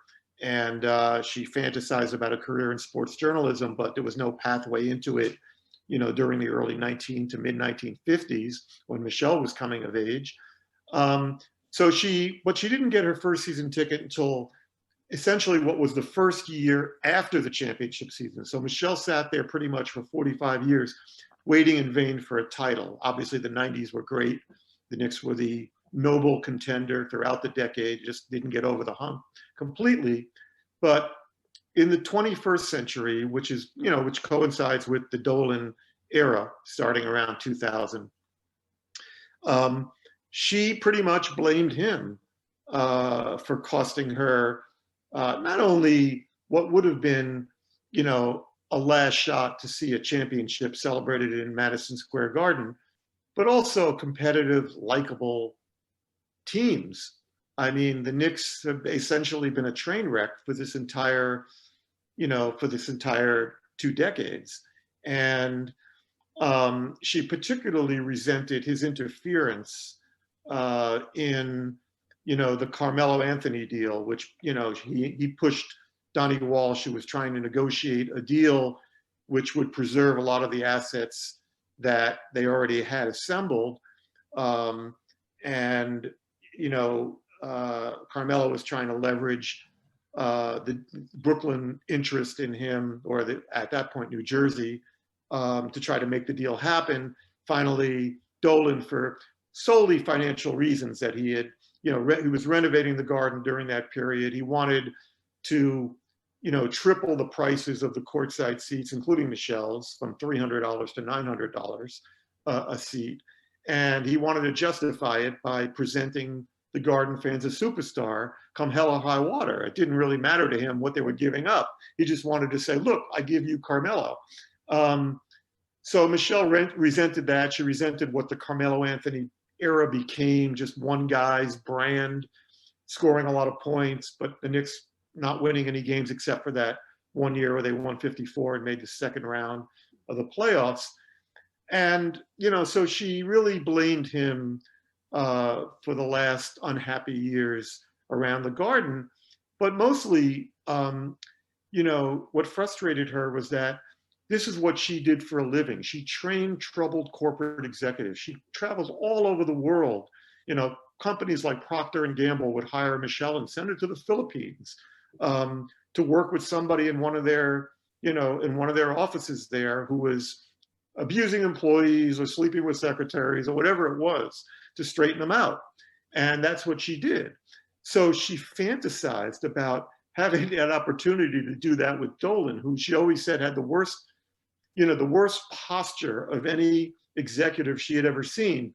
She had a close view of him sitting maybe 20 feet away from her, with his slumped in his seat, and she felt it set a bad tone for, from the top down in the organization. And she felt that his presence was one that was deflating for coaches, players, et cetera, et cetera. And she even once considered calling up David Stern, who she knew, and asking for him to connect her with Dolan and offer her services. Of course, that was never going to happen, but it was a nice fantasy. But, so this chapter became Michelle, lamenting all the damage that Dolan had done, but also, she wasn't the kind of person who hated anyone. She didn't know him personally. In fact, she saw some positives in his life and charitable organizations that he was contributing to and things of that nature. But it also, in the chapter, she talks about the things that she would have done to work with him, to try to get him to operate in a more positive way. But Dolan and the Death of Hope is pretty much sums up the attitude there. Harvey, as you wrote this book and you reflected on Michelle's life, her Knicks fandom, your relationship with her, how much of a reflective experience was it for you to look back upon a lot of your career and how you progressed through the years? How reflective of an experience was it, not just to look back at Michelle and her life, but also a big chunk of your life so far as well? Well, that was the challenge of this book. I mean, it's sort of it's the story of Michelle's life. It's the story of my career and my life. So in that sense, it's a quasi-memoir, but it's also the story of our friendship and the things that bound us together, mainly basketball, but then there were some other things. We had similar upbringings from blue-collar families, working-class families, grew up in the projects, tried to overcome perhaps what would have been considered low expectations professionally for us from our families. So that was the challenge of weaving that all together. But, when you get to a certain point in your career, the point that I was at, I left the New York Times staff in 2016, although I'm still affiliated with the paper through my freelance work. You start taking inventory of your career and your life, and people will say, oh, you should really, should write a memoir. And I never really got into the business of journalism wanting to be the story necessarily. And my feeling was, if I'm going to write anything that's connected to me personally, I want to do it by telling a larger story. And I feel like that's what I owe readers, to not just, write about, and then I did this, and then I went there, and then I wrote that.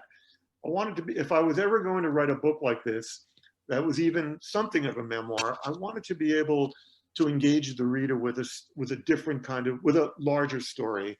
And when I really sat down and thought about it, at the end of the day, after 40 years of being around the Garden, my friendship with Michelle was probably the greatest takeaway for me in terms of how it impacted my life, all the ways that she became a wise counsel to me.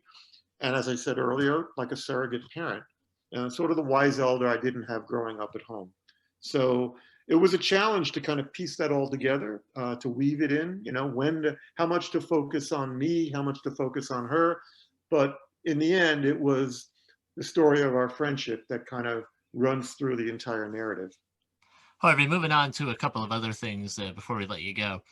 You wrote a very poignant essay in the New York Times a few months back at the end of last NBA season before this one about kind of the subject matter you were talking about in the book, which is the courtside NBA experience, what that means to people.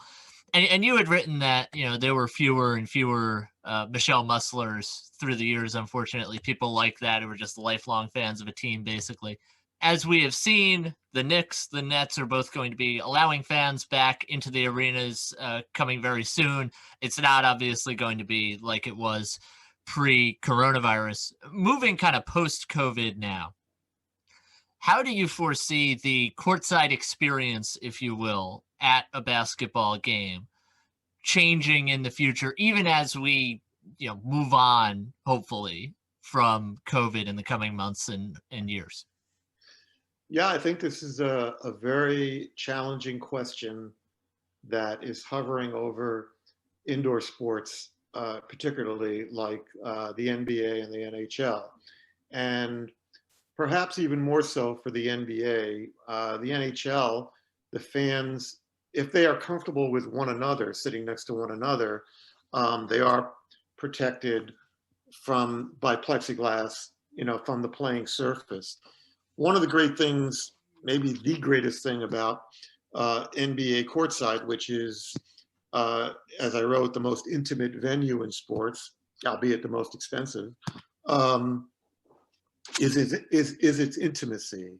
And the fact that you can actually reach out and touch players and hear them. You can hear the sound of the squeal of the sneaker and read the expressions on their faces. What attracted me to covering the NBA for all those years was the proximity. Of course, in later years, we got moved upstairs as the NBA realized, hey, we can make a lot of money selling those seats. And I really, something I'm worried about Shaquille, LeBron James having to make $10 million less, or, 30 million instead of 40 million. But what I'm concerned about is whether or not, how quickly, if at all, people are going to be eager to rush back into that packed in kind of frenetic environment, because that's the appeal of it. You're close to people, you're all pressed together. It's, you can feel the excitement. People are high-fiving, they're screaming. Well, even if COVID is controlled, it may not be completely eradicated. And so you're asking people to not only perhaps take some risk, with their health in that clustered environment, but you're also asking them to pay extraordinary sums of money for the privilege of risking their health. I don't know if, habits do change. And I wonder if corporations coming out of this, are going to be so eager to spend that kind of money on corporate seats, knowing that people may not be so eager to rush back there. So I think there's a big, question mark hanging over the NBA experience. I'll be eager to, I think we've seen some fans in arenas like in Atlanta and Utah, and they're scattered around, they're scattered about. I don't think, that's as big an issue, but to recreate, that packed in mentality I think people are going to really have to feel much more secure, and it may not happen for, possibly several years. Certainly see what happens there. Harvey, one more before we let you go. I have to ask you a question about this year's Knicks team while we have you here. This is a team that right now, as we're talking on Tuesday the 16th, is currently 6th place in the Eastern Conference. I think a surprising result coming into this season. Tom Thibodeau has been getting a lot of credit from a lot of different places for the job that this team is doing so far this year. As you watch this team that you have covered for a long time, how impressed are you by the job that Tom Thibodeau is doing, the progression of Julius Randle, who scored 44 points on Monday night? Just how impressed were you with the Knicks' start so far in this season? I've been very impressed. And, what I've seen from them, first of all, for the first time since the 90s, an all-out commitment to defending. That's Thibodeau's calling card. Obviously, he was an assistant under Van Gundy. So that's not surprising. That's the way he's coached in Chicago and Minnesota, and Boston as a defensive specialist coach there. So I think that, they've implemented a foundational style of play. Obviously, the Randle emergence as probably an all-star player has really been the number one surprise. Quickly has been something of a revelation. And I think the other thing that, seems to make me feel pretty confident at this point that they're going to make the playoffs. The conference is what it is. There are a lot of teams that are floundering about, including, surprisingly, Miami, which has had, the COVID situations and Jimmy Butler out, a couple of guys underperforming. Goran Dragic has been out. But, the other thing I think that's working in the Knicks' favor, they are in year one with a new coach who's very demanding, and they're playing hard. And I think not having crowds, you go into an arena like Miami or, Indiana, no fans, that these are more veteran-laden teams that, sometimes need the juice of the crowd to get pumped up. The Knicks are going to play hard every night because they are so young and they are playing for a demanding coach in his first year. So he has all of their attention. And I think the no fan or the few fans situation that we currently have is playing to the Knicks' benefit. I think we've now seen enough of a sample that they're going to play hard all year. Derrick Rose, I was concerned a little about that, if it was going to take time away from quickly, but obviously they've paired them together. So, if I were a Knicks fan, I'd be feeling pretty good about all of it. And especially as an added bonus, how bad Dallas has been. The Knicks have their pick. It's unprotected. Dallas in a very tough conference, still under 500, not a good defensive team at all. Porzingis has really not looked very good coming back from injury. They hang every night on Luka Doncic. How great will he be? I really think they could wind up with another lottery pick. And so, going forward, you see them start to build that nucleus of talent that will make them ultimately more attractive to the next free agent who wants out of his current situation, and opts out of his contract, whether that's going to be a guy like Kawhi or, somebody else, remains to be seen. But until the Knicks got that in order, they were never going to land a top-level free agent. Certainly be interesting to see the Knicks going forward this season. That's Harvey Araton, New York Times writer. Again, his book, Our Last Season, A Writer, a Fan, and a Friendship, is out now. Harvey, thank you so much for the time. We really appreciate it. I enjoyed it. Thanks for having me.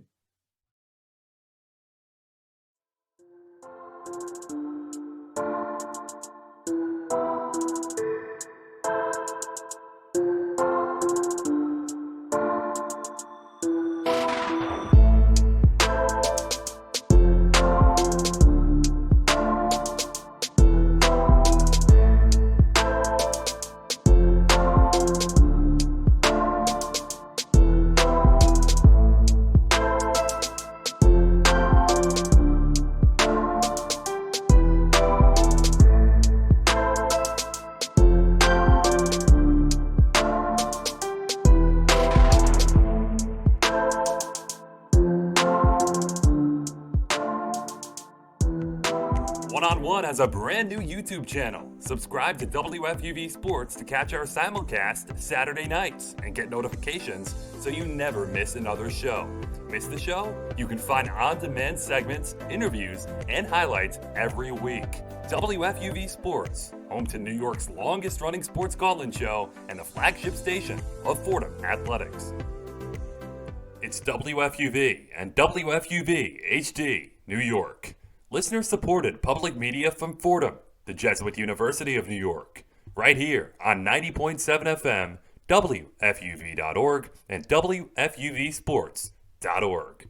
This is One on One, New York's longest-running sports call-in show on 90.7 FM, WFUV.org, and WFUVSports.org.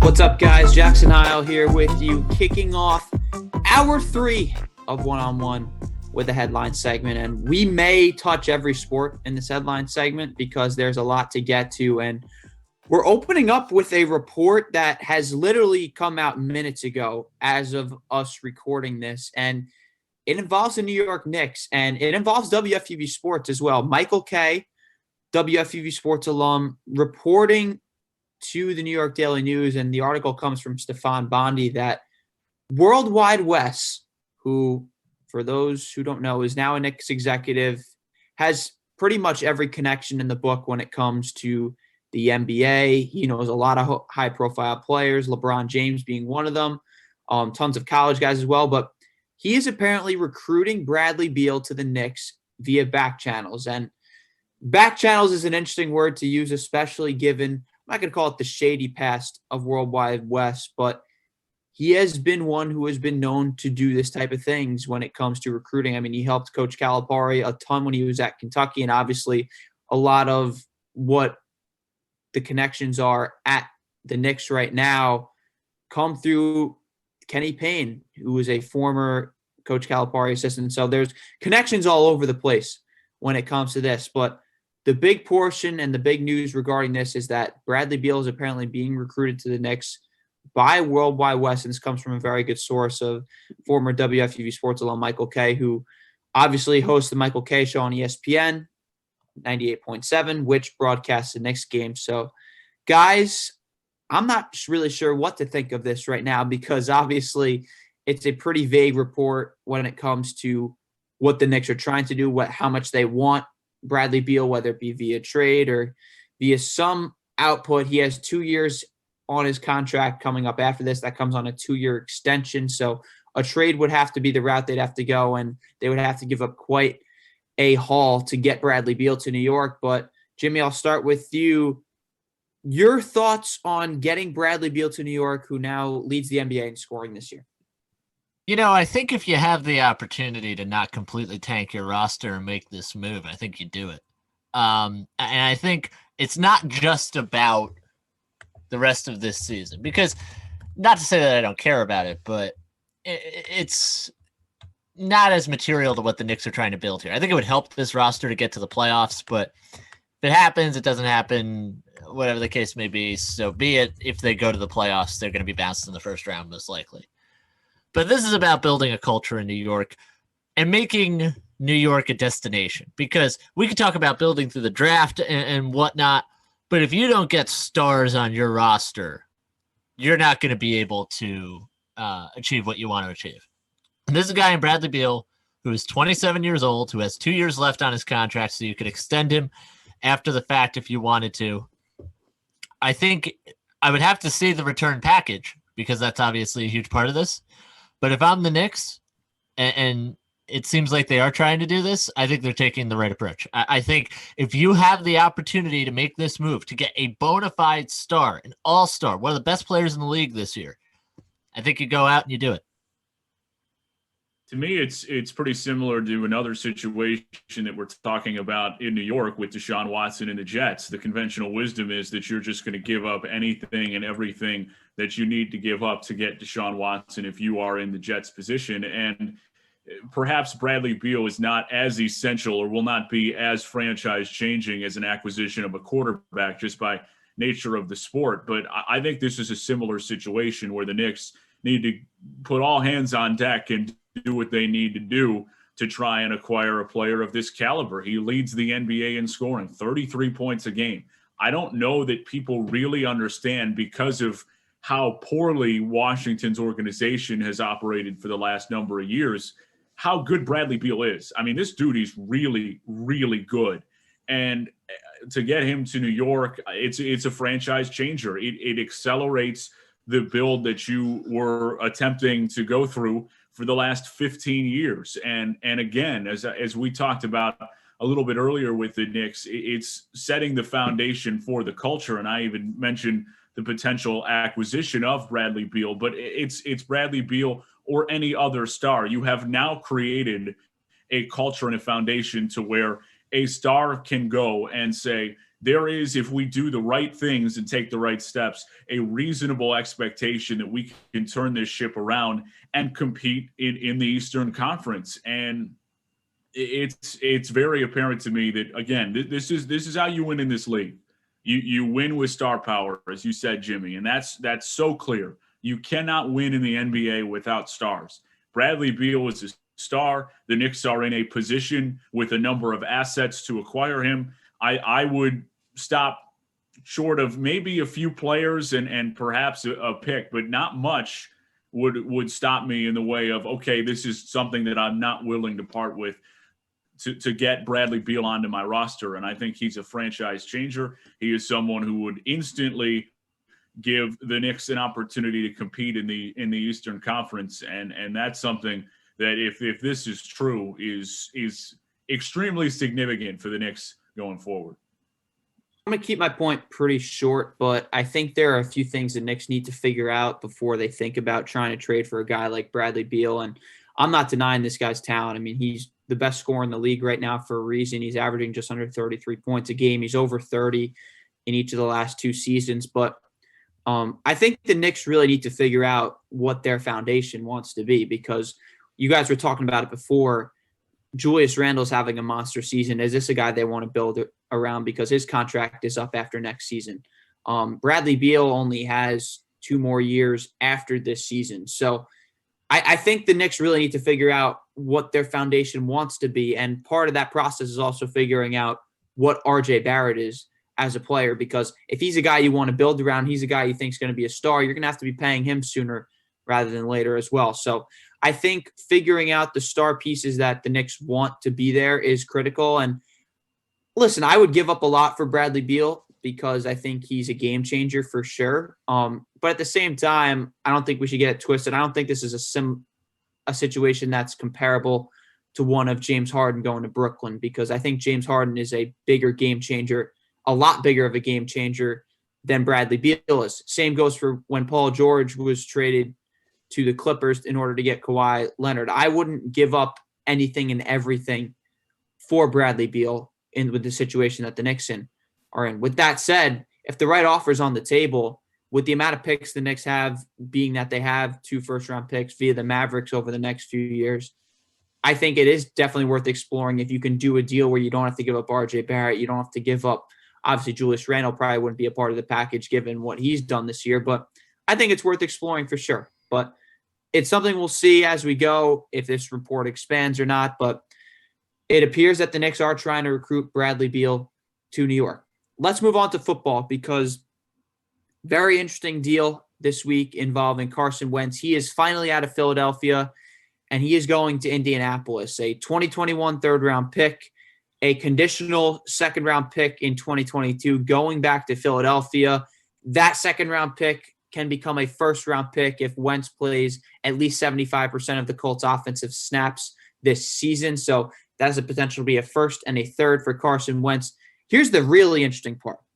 The Eagles are taking on a nearly $34 million dead cap hit this season, 33.8 to be exact. And that is the largest dead cap hit that any team has ever taken for a player in the history of the NFL. The Colts will assume the balance of Wentz's $128 million extension, and that includes the $10 million guaranteed roster bonus that will come to him on March 19th. But quite a lot of money for the Eagles to eat this year in order to make sure Wentz isn't on their roster, and they will go in the direction of Jalen Hurts as the starter going forward.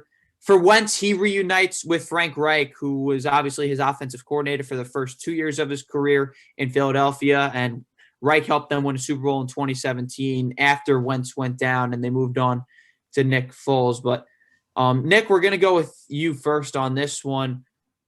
How do you feel about this deal? Who is the big winner of this deal? There's a lot to break down here, but how do you see it?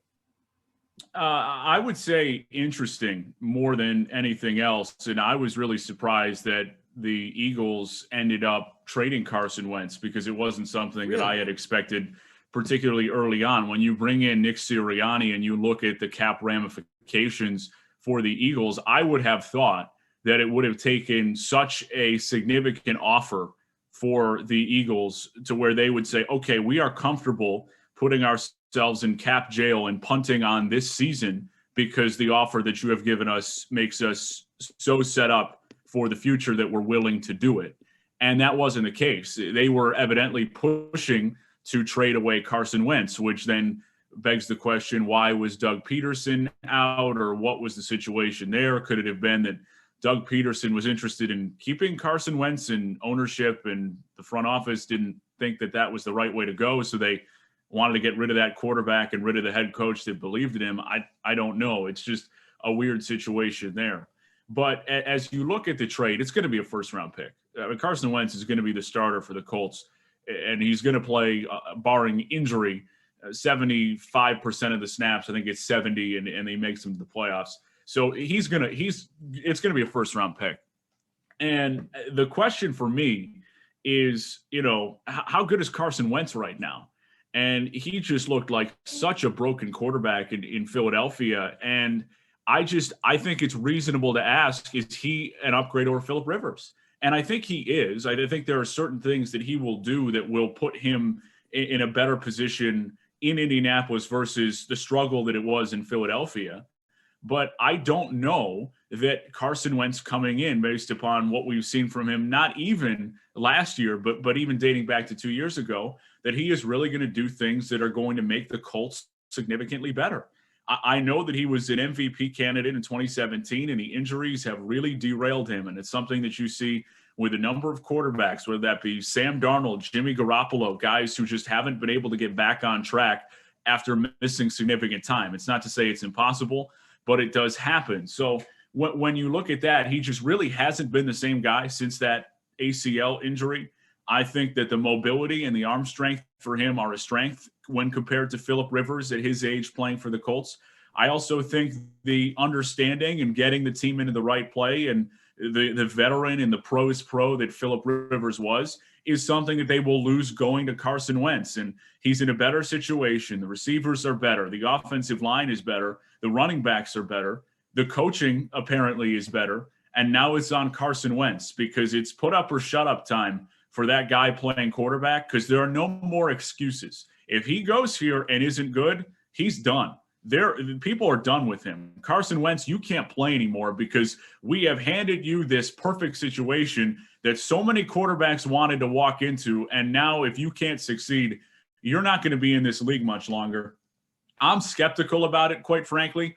I think that the NFL is such a what have you done for me lately league.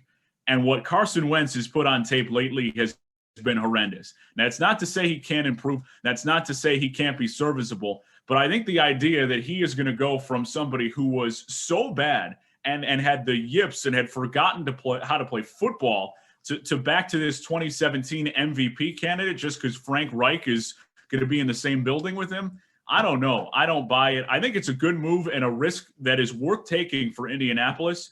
But I got to tell you, I don't think that this changes much for me. Perhaps a little bit of an improvement, but I don't think that they're much of a different team than they were last year. And perhaps I'm in the minority on that take, but I'm just not too high on Carson Wentz based upon what I saw last year. I don't know how you could be.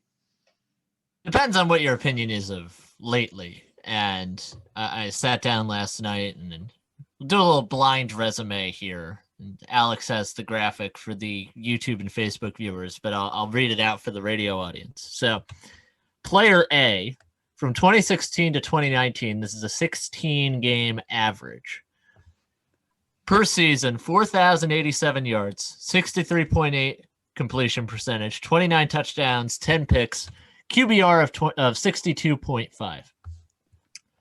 Player B, same time frame, 16-game averages.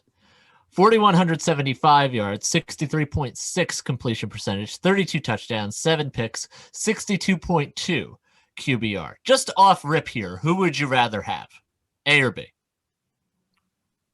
Oof. I mean, It's close, right? I think it's pretty close, honestly, but I think I'd probably lean B. But I mean, it's really a toss-up at this point. There are a lot of numbers there, so I'm not sure I count all of them, to be honest with you.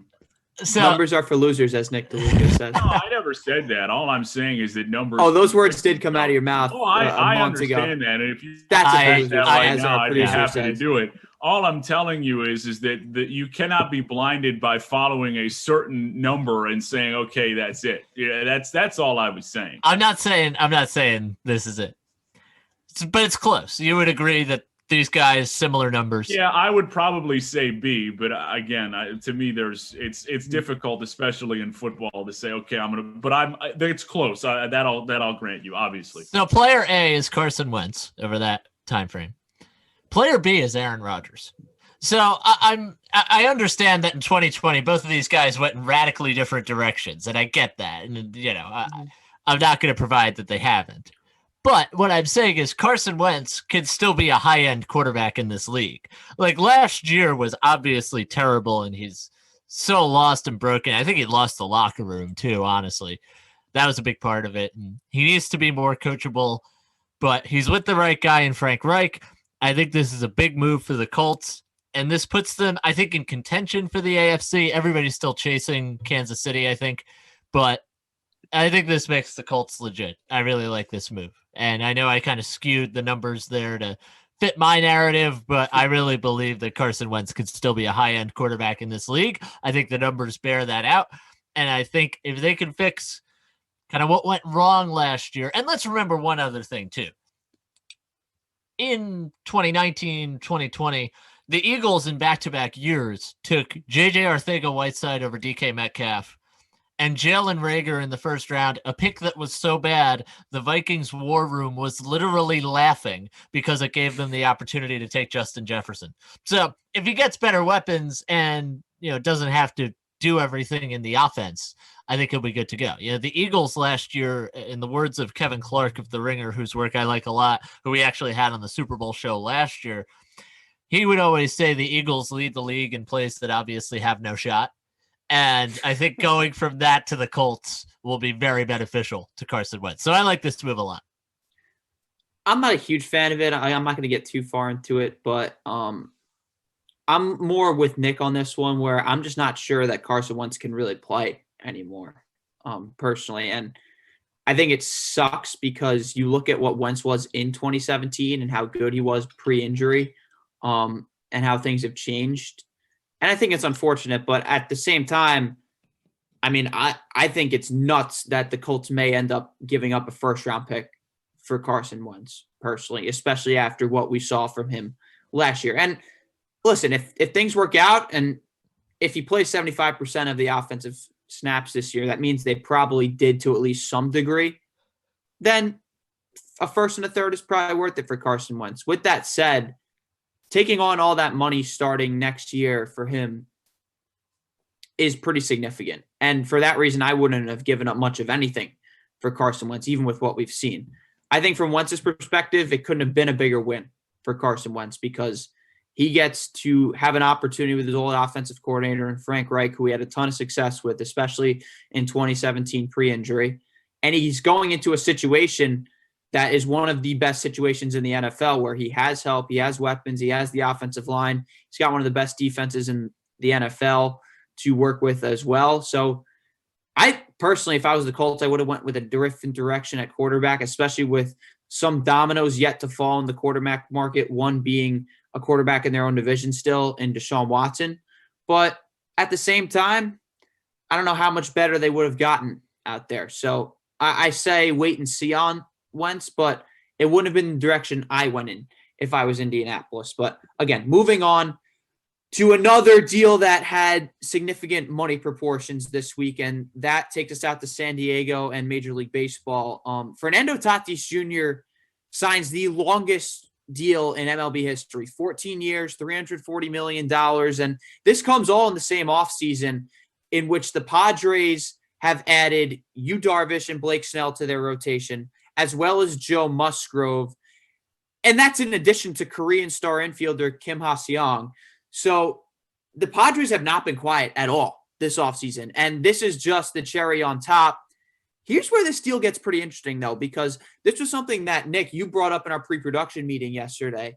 And I think is pretty significant. A portion of Tatis's deal with the Padres is going to Big League Advance, which is a company that offers minor leaguers a base amount of money in exchange for a portion of their salary down the road. Now, this report came from Ken Rosenthal. We're not sure how much of his salary is going to BLA, but it could be as much as 10%, which in this deal would be $34 million of that deal if he took the maximum amount of money. So, Jimmy, I'll start with you.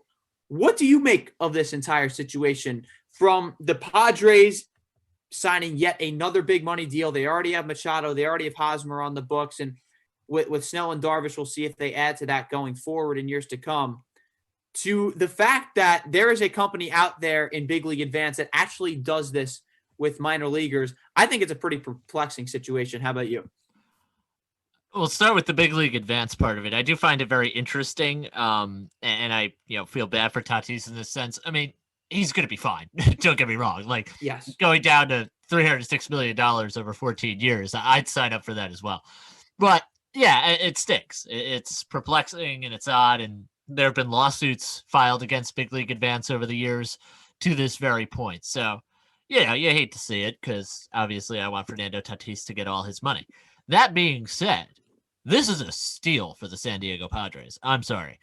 He is getting a little over $24 million a year. I would have been willing, honestly, to pay him double that in terms of AAV. And obviously you're not going to give him, $700 something million, or maybe it's 680, I guess is the double. I almost failed math in high school, but basically you'd be paying an exorbitant sum over 14 years. So maybe you go to a shorter deal, but I would have been willing to just break the bank for this guy. I would have been willing to almost do what Trevor Bauer did on his contract, but for a longer stretch. And obviously that hurts your, luxury tax and whatnot. But this guy, at some point, I think before his career ends, Fernando Tatis Jr., in my mind, if he stays healthy, at some point is going to be the best player in baseball.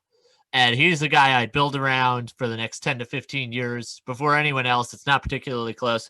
Good for him. Good for the Padres. And they get their superstar of the future locked up. And one more thing I want to say, too. They did not mess around with his service time at all in 2019. They brought him up right from the jump. I think that goodwill really helped in this situation. And I think other teams should really take that into account to not do what the Chicago Cubs did with Chris Bryant. Instead, do what the Padres did with Fernando Tatis. Just bring him up, and then he'll be more likely to stay with you long term and probably give you a bargain, too. So good on all sides. And I love what the Padres are doing. I'll be pulling hard for them within a certain extent this season. Yeah, I don't necessarily disagree with you. I've never been a huge fan of the service time, Jimmy. The one thing I would say, though, is that he is going to be inclined to take less of a deal because he doesn't have as much leverage right now. So he has just been able to accumulate the money that he's going to accumulate very quickly because, he's not in a position to demand the contract in another situation. So when he's getting paid the $24 million this year, he otherwise would have been making $700,000 because of the way that arbitration works, and even pre-arbitration because he hadn't even hit that yet. So he is getting a bit of a discount on an AAV average, potentially going forward when he's reaching arbitration and then would be in a position to get paid. But that's down the line. Right now, he is getting a lot of money that he otherwise would not have gotten from the Padres. They just feel like it's better to front load some of the money that they would have owed him later on what his market value probably would have been, which would have been closer to, say, $45 million a year. So to me, they're just really moving money around more so than, just simply saying, oh, we're going to pay him because we think that's what he's owed, or this is a bad deal for Fernando Tatis because he's getting paid in advance. The major league advance thing, I guess I feel bad for Fernando Tatis, but at some point I just don't know why he was doing that, whether that be him, whether that be, for crying out loud, his father played in the major leagues, so you'd think he knows what's up.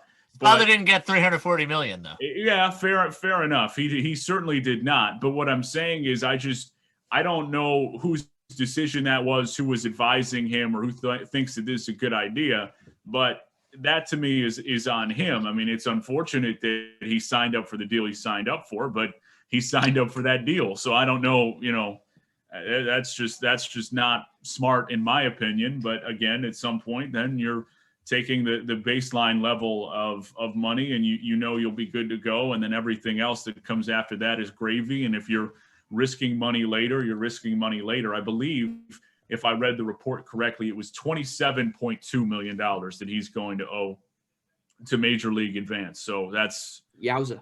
That's a lot of money for some assurance that was not front loaded at $27 million. But again, it is what it is. And I think he'll be fine with the rest of his contract. So he'll still be able to manage with the rest of what he's getting paid.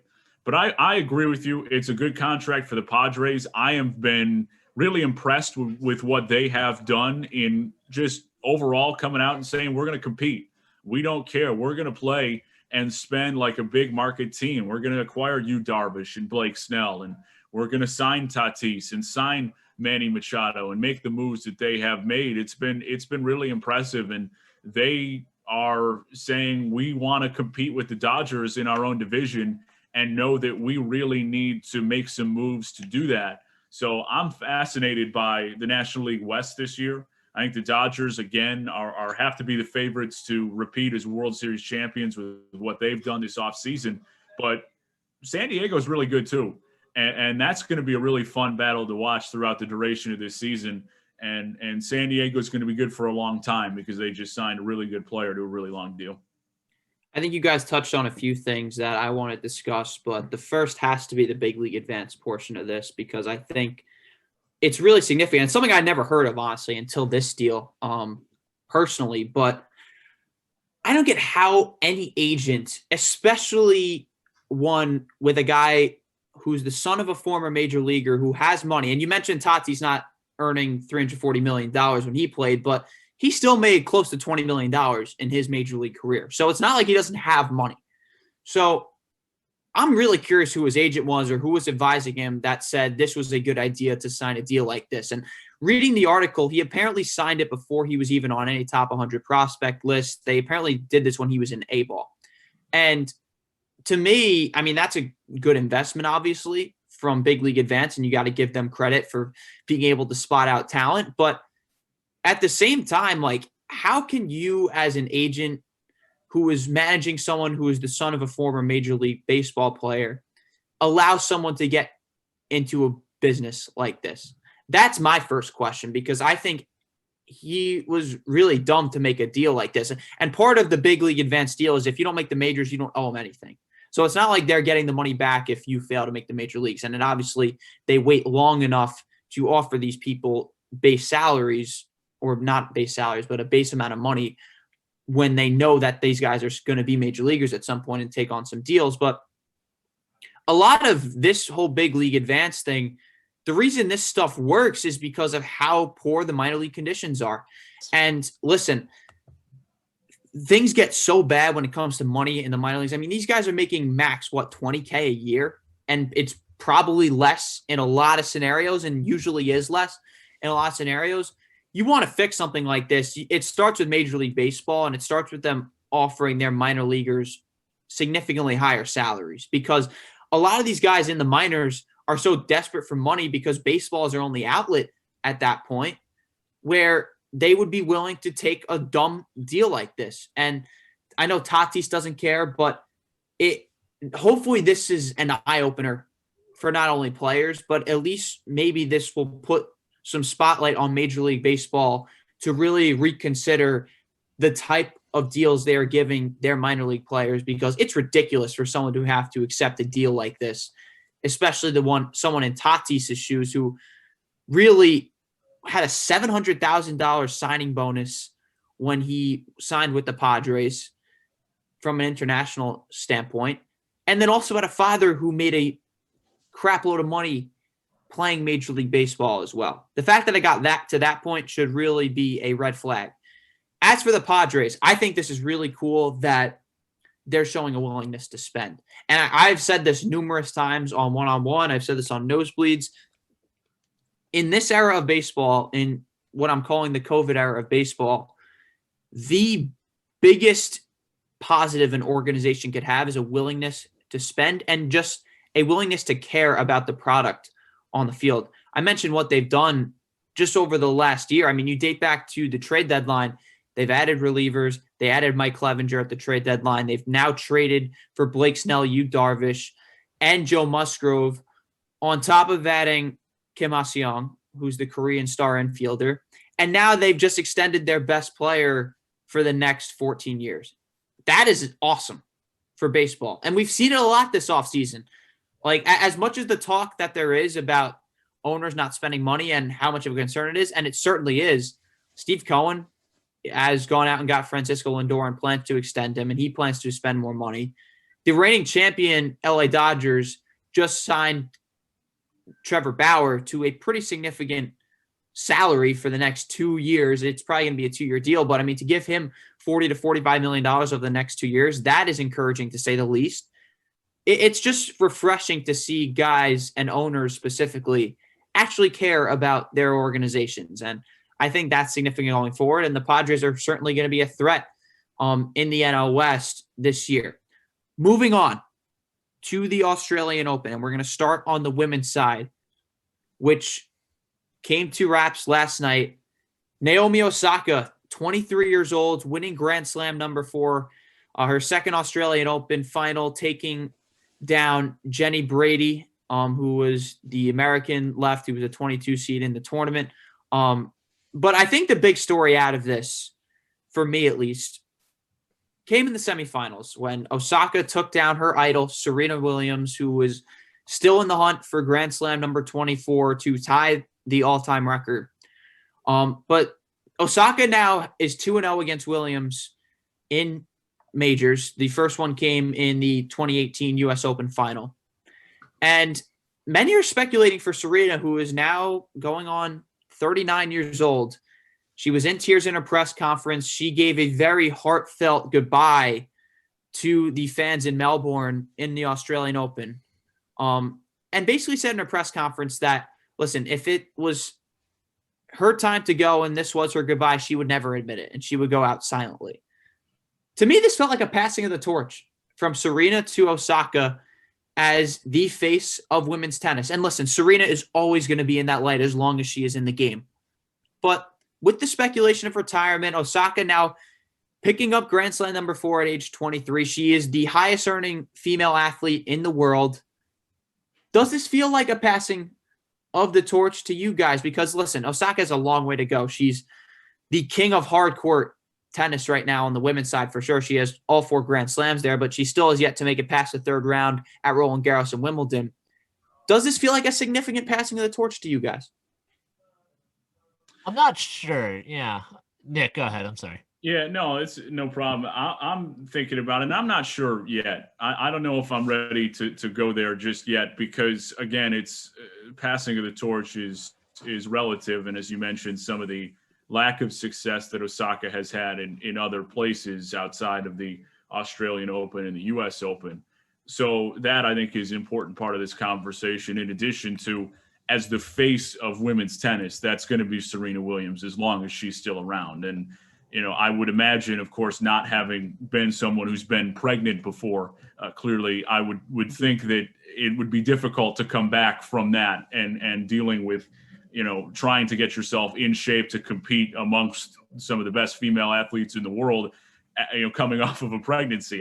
That's the other thing that I think gets lost in the shuffle a little bit, even at her, especially at her advanced age now of 39 years old. So I don't think the book is closed on Serena Williams. I think, again, we had this conversation in the last few days about, who's the greatest athlete of all time, with Brady winning his 7th ring and LeBron reaching 35,000 points. And there is a case to be made that it's Serena Williams, despite the greatness of those two, and Michael Jordan you can throw in there. I mean, Serena Williams throughout her career has been that good. So I think that it's still one of those things where, as someone who is an American and her story coming from Compton and everything that goes along with that, she's still going to be the face of women's tennis as long as she's around. Perhaps despite what the results might lead you to believe, Osaka could get there at some point. I just don't think a 4th, as impressive as that is at 24 years old, I don't think we're there yet, just because of the brand and the cachet that is Serena Williams. I think we have to remember too, at least in this tournament, you could argue that up until that match on Wednesday night, that Serena was playing her best tennis since the maternity. And, she had been to the US Open final in 18 and 19. And every time you see her go deep in a Grand Slam now, you start to think, all right, is this the last? Like, it's a horrible thought to have, but to a lesser extent, I think you also have that thought with, Tom Brady, for example, in football, where he just wins the Super Bowl and you're like, all right, is that going to be the last? And then you remember, no, he's coming back next year and he's still really good. There's still 3 more majors here, and Serena Williams has won 7 Wimbledons and 6 US Opens, and those are still on the calendar. So, that gives her a chance. And I think we're all prisoners in the moment when these things happen. You watch that match Wednesday night, Naomi Osaka was dominant from after the first couple of games of the first set. Like, she rolled Serena after that.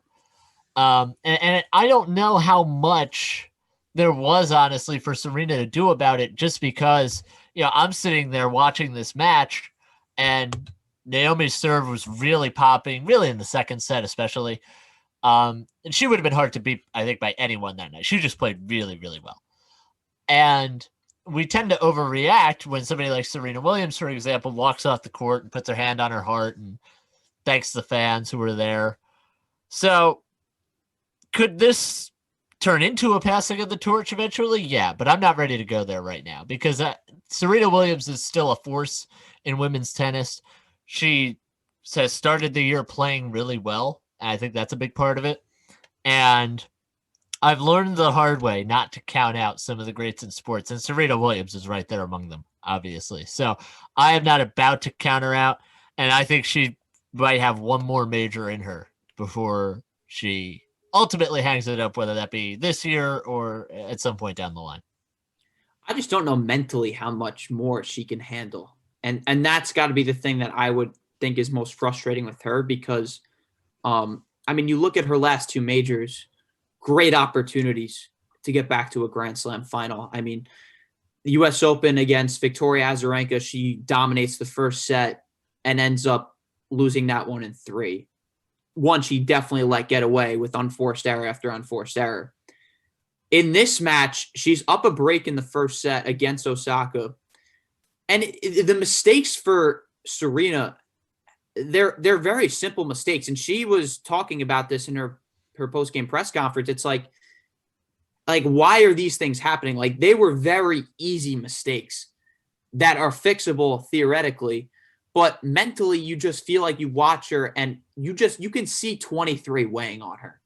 Like, you can really see that. And that's, I think, got to be the thing that's most frustrating as a tennis fan, because you want to root for her so badly to get number 24 because of all she's given to this sport. And she is arguably the greatest athlete to ever step foot on this earth. There's no question about it. How many people on the planet, actually no one really on this planet can say that they've won a Grand Slam and completed something of this achievement level whilst being pregnant. Like, that's incredible. That might be the most incredible accomplishment in the history of sports. But to me, I do think this is a bit of a passing the torch, because I think you look at Osaka and the game that she has really developed over this past season. She has gotten so much better. From a mobility standpoint, there's no one better. the serve has really come along, and she's definitely added a ton of velocity to that. And her ground strokes are incredible. I think you look at her, and I don't think there's really a question that she's the best in the world right now, even though she wasn't even the top seed in this tournament. And like I mentioned before, I do think there has to be some improvement. We need to see results on the clay. We need to see results on the grass, but I think they're coming with the way her game has evolved just even over this past calendar year. I mean, she's won 2 straight Grand Slams. She's halfway now to the calendar year Grand Slam. I think this was a bit of a passing of the torch, and now she's starting to separate herself from the rest of the pack. Obviously, she's got a long way to go to catch Serena, and I don't think anyone will come close. But if it's going to be someone, it's going to be her, and I think it's coming soon. And it'll be interesting to see how things fare, especially when Roland Garros rolls around and Wimbledon comes, to see how much has she fixed on those surfaces. But she's got another Grand Slam, and the sport is in great shape. Let's be honest, too, because, I mean, Osaka, when she first came along, she was really shy, and rightfully so, too. I mean, she's a 20-year-old on the biggest stage winning a Grand Slam. I think all of us would be pretty shy, but she's now been outspoken a lot more. She has a boyfriend now, that's for sure. And I think it's really cool to see her now embracing her greatness at this age. And it's going to be really cool to watch going forward. And Jenny Brady's no slouch herself. I mean, she's now been to a semifinal at the U.S. Open when she lost to Osaka in a great match, and now going to the Australian Open final. She's got a bright future ahead of her as well. Let's shift to the men's side. Men's final tonight, top seed Novak Djokovic, 4th seeded Russian Daniil Medvedev, who's coming off a dominant performance over Stefanos Tsitsipas in the semifinals to get to his second career Grand Slam final. For Novak, he's in search of number 18, and this would pull him to within 2 of Roger Federer and Rafa Nadal for most Grand Slams on the men's side. But he's got his toughest test of the tournament. I mean, Novak's the king of the hard court, but probably the second best hard court player in the world right now is Medvedev, who finds himself in this villain role again. He was vehemently booed by the large Greek faithful that was cheering on Tsitsipas, but he loves this role. He embraces it, and he's trying to pull it off for Grand Slam number 1. Who you guys got tonight? 3:30 start, which is in just about an hour and a half, a little bit longer. But who you guys got tonight? Djokovic chasing number 18, Medvedev looking to play spoiler. It's a tough call. It's funny because just to expand on Medvedev, I got to cover the U.S. Open in 2019, and the crowd at the beginning of that tournament in Queens really hated Medvedev. Just couldn't stand him. By the end of the tournament, he was getting standing ovations. Like, the crowd really warmed up to him by the time that tournament came to an end. And I kind of fell in love with him during that time as well, because I just like that there's a clear villain and he's willing to be the guy, and I'm going to take him for the upset. I think at some point he's going to break through here, and I think this is the time to do it. He's going to have a crowd that is probably rooting against him tonight, but to be honest with you, I think he feeds off that really well. So give me the upset. Daniil Medvedev wins his first major, and I will love to see it.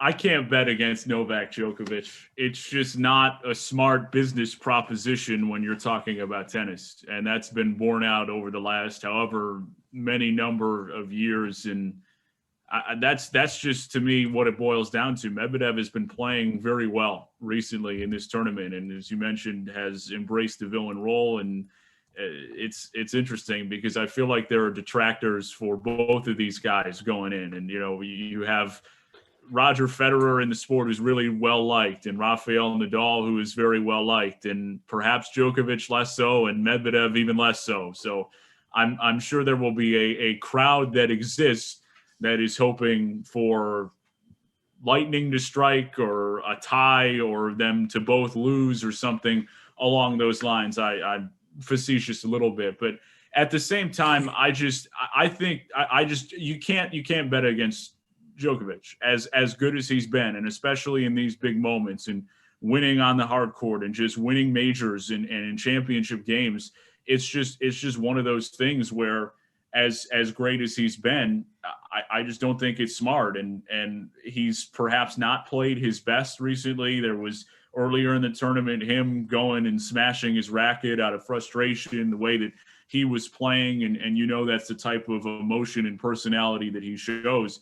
I just think it's one of those where perhaps you don't even have the best explanation for it. It's just, this is a guy who continually gets it done based upon the track record. And if you're a betting man, I am, I guess in this case, I'm going to bet on the guy with the track record, and I'm going to go with Djokovic to win tonight. So we got a split decision so far. I'm going to lean with Jimmy on this one, and for a few reasons. I don't think Djokovic has looked all that healthy so far in the Australian Open. I mean, Francis Tiafoe gave him a run for his money early in the tournament. He was taken to 5 sets on a different occasion as well by Tanner Fritz. I think that this is going to be a really interesting match because I think Medvedev matches up very well against Novak Djokovic because they play similar styles. Medvedev and Djokovic, 2 of the best returners this game has to offer, and 2 of the best hardcourt players in the game right now. I mean, Novak's arguably the best of all time when it comes to this surface, and Medvedev is up and coming for sure and has had a large portion of his success on the hardcourt, mainly the U.S. Open in 2019 when he took Rafa Nadal to 5 sets in the U.S. Open final. So I think Medvedev's going to win. I was really impressed by his performance against Tsitsipas in the semifinals, and he's really cruised throughout this entire tournament. And I think that the workload for Djokovic is going to prove to be too much. I know he has some strained muscle somewhere in his stomach, I think, maybe his abdomen or something like that. But I think Medvedev is going to take this one, and I think he's going to get on the board. And I think he's probably the best of the new guard there is in tennis right now, but he doesn't have a major to show for it. I think he's going to get it tonight. Let's hope so. I think we've done it again with the record for the longest headlines segment. I've got about 45 minutes by my count. Talking baseball to wrap up our show. The 3 of us will be back after this on One on One.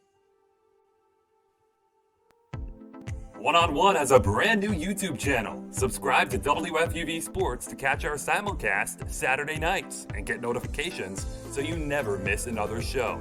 Miss the show? You can find on-demand segments, interviews, and highlights every week. WFUV Sports, home to New York's longest-running sports call-in show and the flagship station of Fordham Athletics.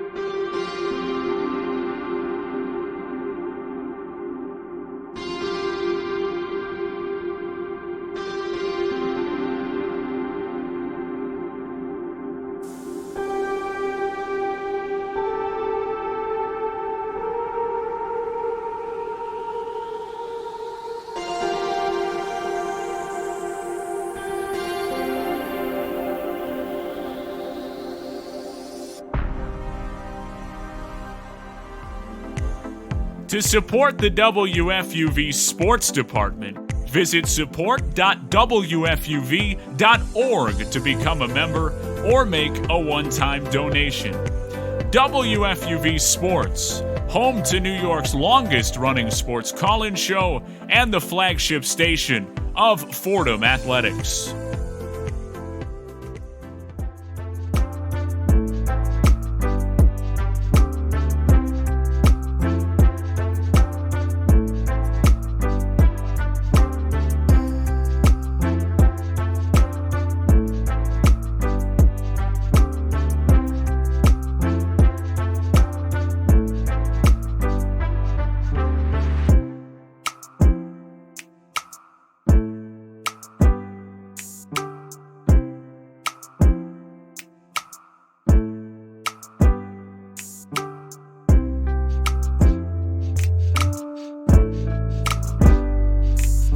Welcome back to One on One, New York's longest running sports call-in show. Jimmy Sullivan, Nick DeLuca, Jackson Heil with you. Last few minutes, we're going to play a little round of what we're calling, at least for this week, Slam or Strikeout, basically a buy or sell type of game, looking at some Major League Baseball propositions as they get ready to start their season over the next few weeks. For the record, Nick and I have not seen these, so this will be a surprise on our part. Jackson Heil will be doing the presenting of these to us. Jackson, take it away. You might want to unmute yourself before you do that. Look at you. Thank you, Jimmy. Appreciate it. I'm the only guy here who hasn't had any issues today. Wait, what was that? Yeah, it was unfortunate, but Okay, gotcha. I can hear you now. oh man. Well, since you guys are spoiling my thunder over here, and rightfully so after that catastrophe on my end, apologies for the mute issue, but let's go with something we talked about earlier because you guys did talk about the Orioles before, and I just want to get this one out of the way because you did give your opinions on it before, but like you mentioned, Orioles 0% chance to make the playoffs according to Fangraphs, which is lower than the Pirates, like you mentioned, who have a minuscule 0.4% chance to make the playoffs. But are we slamming the Orioles 0% chance to make the playoffs, or are we whiffing on that take? I'll slam it because they're not going to make the playoffs. But on the other hand, my biggest bone of contention was that they were below Pittsburgh. And the insinuation there is that they're the worst team in the league, which is, I guess, not true because the division they play in and other factors that go into it. But, yeah, we'll slam the 0% because they're just not going to make the playoffs. Although, we did see in a 60-game sample last year, they played pretty well for about 45 of those. So we'll see how that winds up finishing for the Orioles. But in a 162-game season, I cannot in good faith say that they're going to make the playoffs. So I am slamming the 0.0% chance on that one. Yeah, the 0.0 chance to me is the strikeout. I mean, it can't be zero. I don't understand how that's a thing. Like I'm not saying they're going to make the playoffs because they won't. I'm not here to argue that. So for that, I am, they're not going to make the playoffs. I will slam them missing. I don't understand how it's a 0% chance. They're in the league, so it has to be possible. It has to be possible. It can't be a zero. I won't even go after Fangraphs necessarily, although I think it is legitimate what you bring up, Jimmy, where they shouldn't be below the Pirates. Like the Pirates are not, I should say it this way, the Orioles are not the worst team in Major League Baseball in this upcoming season. I think it is Pittsburgh. I agree with you. I don't, again, understand how the numbers work where it's a 0% chance. Like there has to be at least something that would warrant them getting into the playoffs. I don't know how that works. What I will say, though, if I could just add one more thing, that projection is super high on Boston, which I don't get. Because, like, how much better can Boston be off of last year? Like, I just don't think they can. And they're losing quite possibly Jackie Bradley Jr. as well. And they traded Andrew Benintendi to the Royals. I don't get it. I believe this was the same projection that also had the Rays finishing in fourth. Yes. I could be wrong about that. A 20% chance to make the playoffs, if I'm not mistaken. Yeah. So it's interesting. I'm buying the Orioles as a 0% chance to make the playoffs personally, and that's coming from an Orioles fan, as you can see by the fat head on my closet. But and I don't really care about it, to be honest. Like, you knew the expectations coming into this season as a fan were that this was not a playoff season. And you look at the talent on the roster, and I tend to agree with Fangraphs in this one. I don't think you could do 100 simulations and find a way that this team makes in the playoffs. I just don't personally. But at the same time, I'm selling them as the lowest chance to get in because this Pirates team is atrocious. And I don't care what you think of the NL Central. That's the worst team in baseball by a country mile, in my opinion. So if the Orioles are at 0%, which I think they rightfully are, the Pirates need to be in the negative range because that's how bad they are. So I'll keep it as simple as that. But buying the O's 0% chance, selling them as the worst team in baseball. Let's go to the opposite end of the spectrum. The Dodgers, adding Trevor Bauer this offseason after winning the World Series. I'm going to propose this one for you. Are we buying the Dodgers as one of the best teams ever this season in baseball history, or are we whiffing that and saying we're going too far?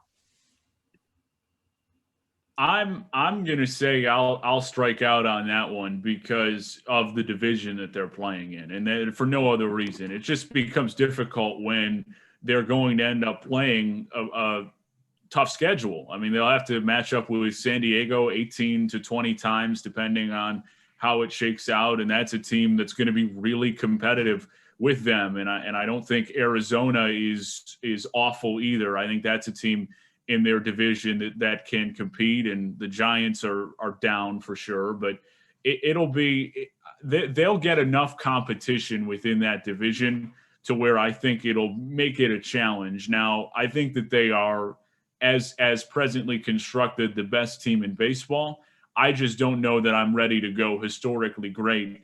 And as great as the addition of Trevor Bauer looks on paper, I will also remind you, and this is something that now Mets fans are very eager to point out, by the way, but Trevor Bauer had a career year in a 60-game season in which he was pitching in the NL Central and matched up with the AL Central. That's a lot of the Pittsburgh Pirates and the Detroit Tigers and, teams that aren't very good. So as good as Trevor Bauer,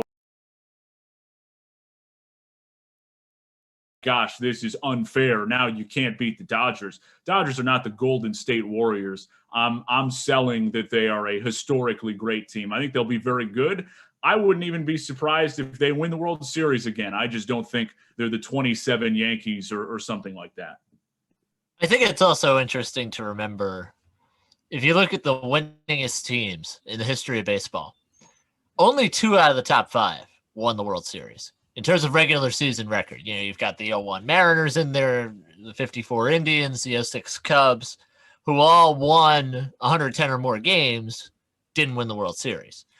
And there's so much that can, not to sound negative here, there's so much that can go wrong. Like, we're talking about like this team's opening day lineup when it doesn't really matter that much because they're going to use, like 50 different lineups over the course of the season.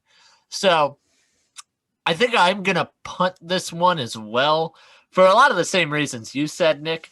It's just you've got 19 games against the San Diego Padres. That'll drag it down a bit. And maybe they compensate for that with the rest of their schedule. I don't know. I mean, the rest of that division probably is not going to be terrific.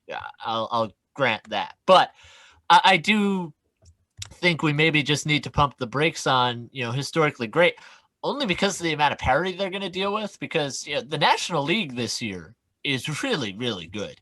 You've got the Padres, you have Atlanta, you have the Cardinals who just got Arenado, you have the Mets who got Lindor. There's a lot of good teams that they're going to play over the course of the season that'll probably put some dents into the idea that they can win 110 games. I think they'll be short of that. I'm going to buy them as one of the best teams ever because I think you look at them from a talent standpoint. And yes, I think this is one of the best teams ever. I mean, you look at the rotation: Kershaw, Buehler, Bauer, David Price, Julio Urias. I mean, they could go deeper than that with Dustin May and Tony Gonsolin. And then the lineup's the lineup. I mean, it's ridiculous to say the least. I mean, that the fact that you could have Mookie Betts and Cody Bellinger in the same lineup speaks for itself at this point. I think from a talent perspective, this is one of the greatest rosters ever assembled. And the bullpen is really good too. Will the record show because of who they play? I don't know. Because like you said, the Padres are ridiculous. And you look at the talent around the rest of the National League, and it is really good with the Mets adding, the Braves bringing pretty much everyone back.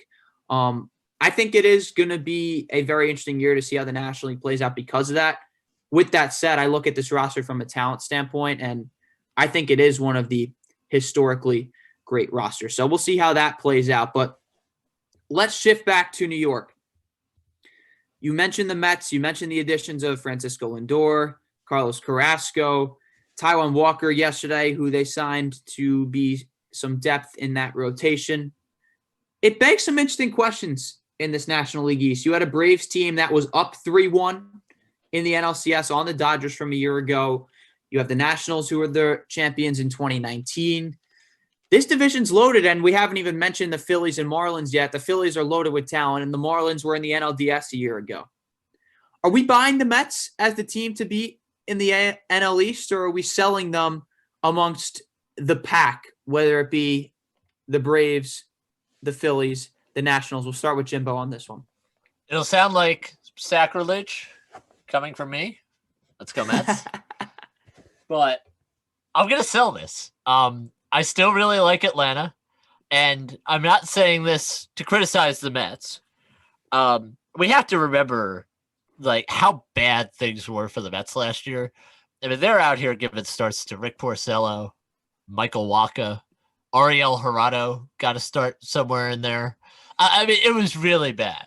And the fact that they're not going to do that this year makes their team better off the jump. That being said, I really like what Atlanta has done in terms of really just holding serve. And I think the Mets will be hurt a little bit if there is no DH in the National League. You're putting Dom Smith in left field, who does the best he can, but he's not a left fielder. Defensively, they're still not great. Their bullpen's better. Their rotation will be better. Their lineup is really good. They're a step behind the Braves. I think they should be a playoff team. They should certainly be in contention at the end of the season. They should probably win at least 90 games, I think.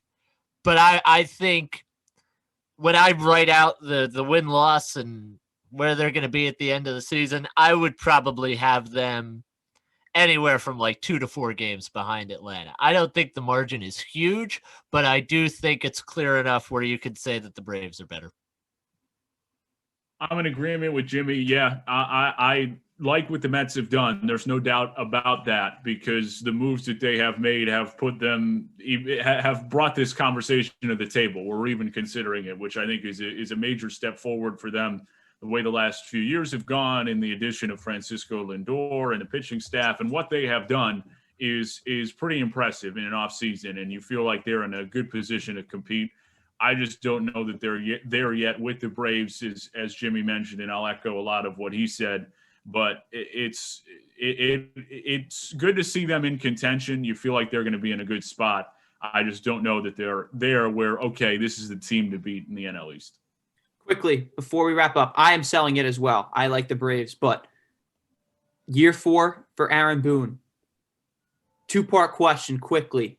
Should this be a make-or-break season for the Yankees manager? And do you think Brian Cashman views this as a make-or-break season for the Yankees manager? Nick, you start. Is it a make-or-break year? Yes, because they've been disappointing. Do I think Cashman views it as such? Yes. I would say yes to both of those.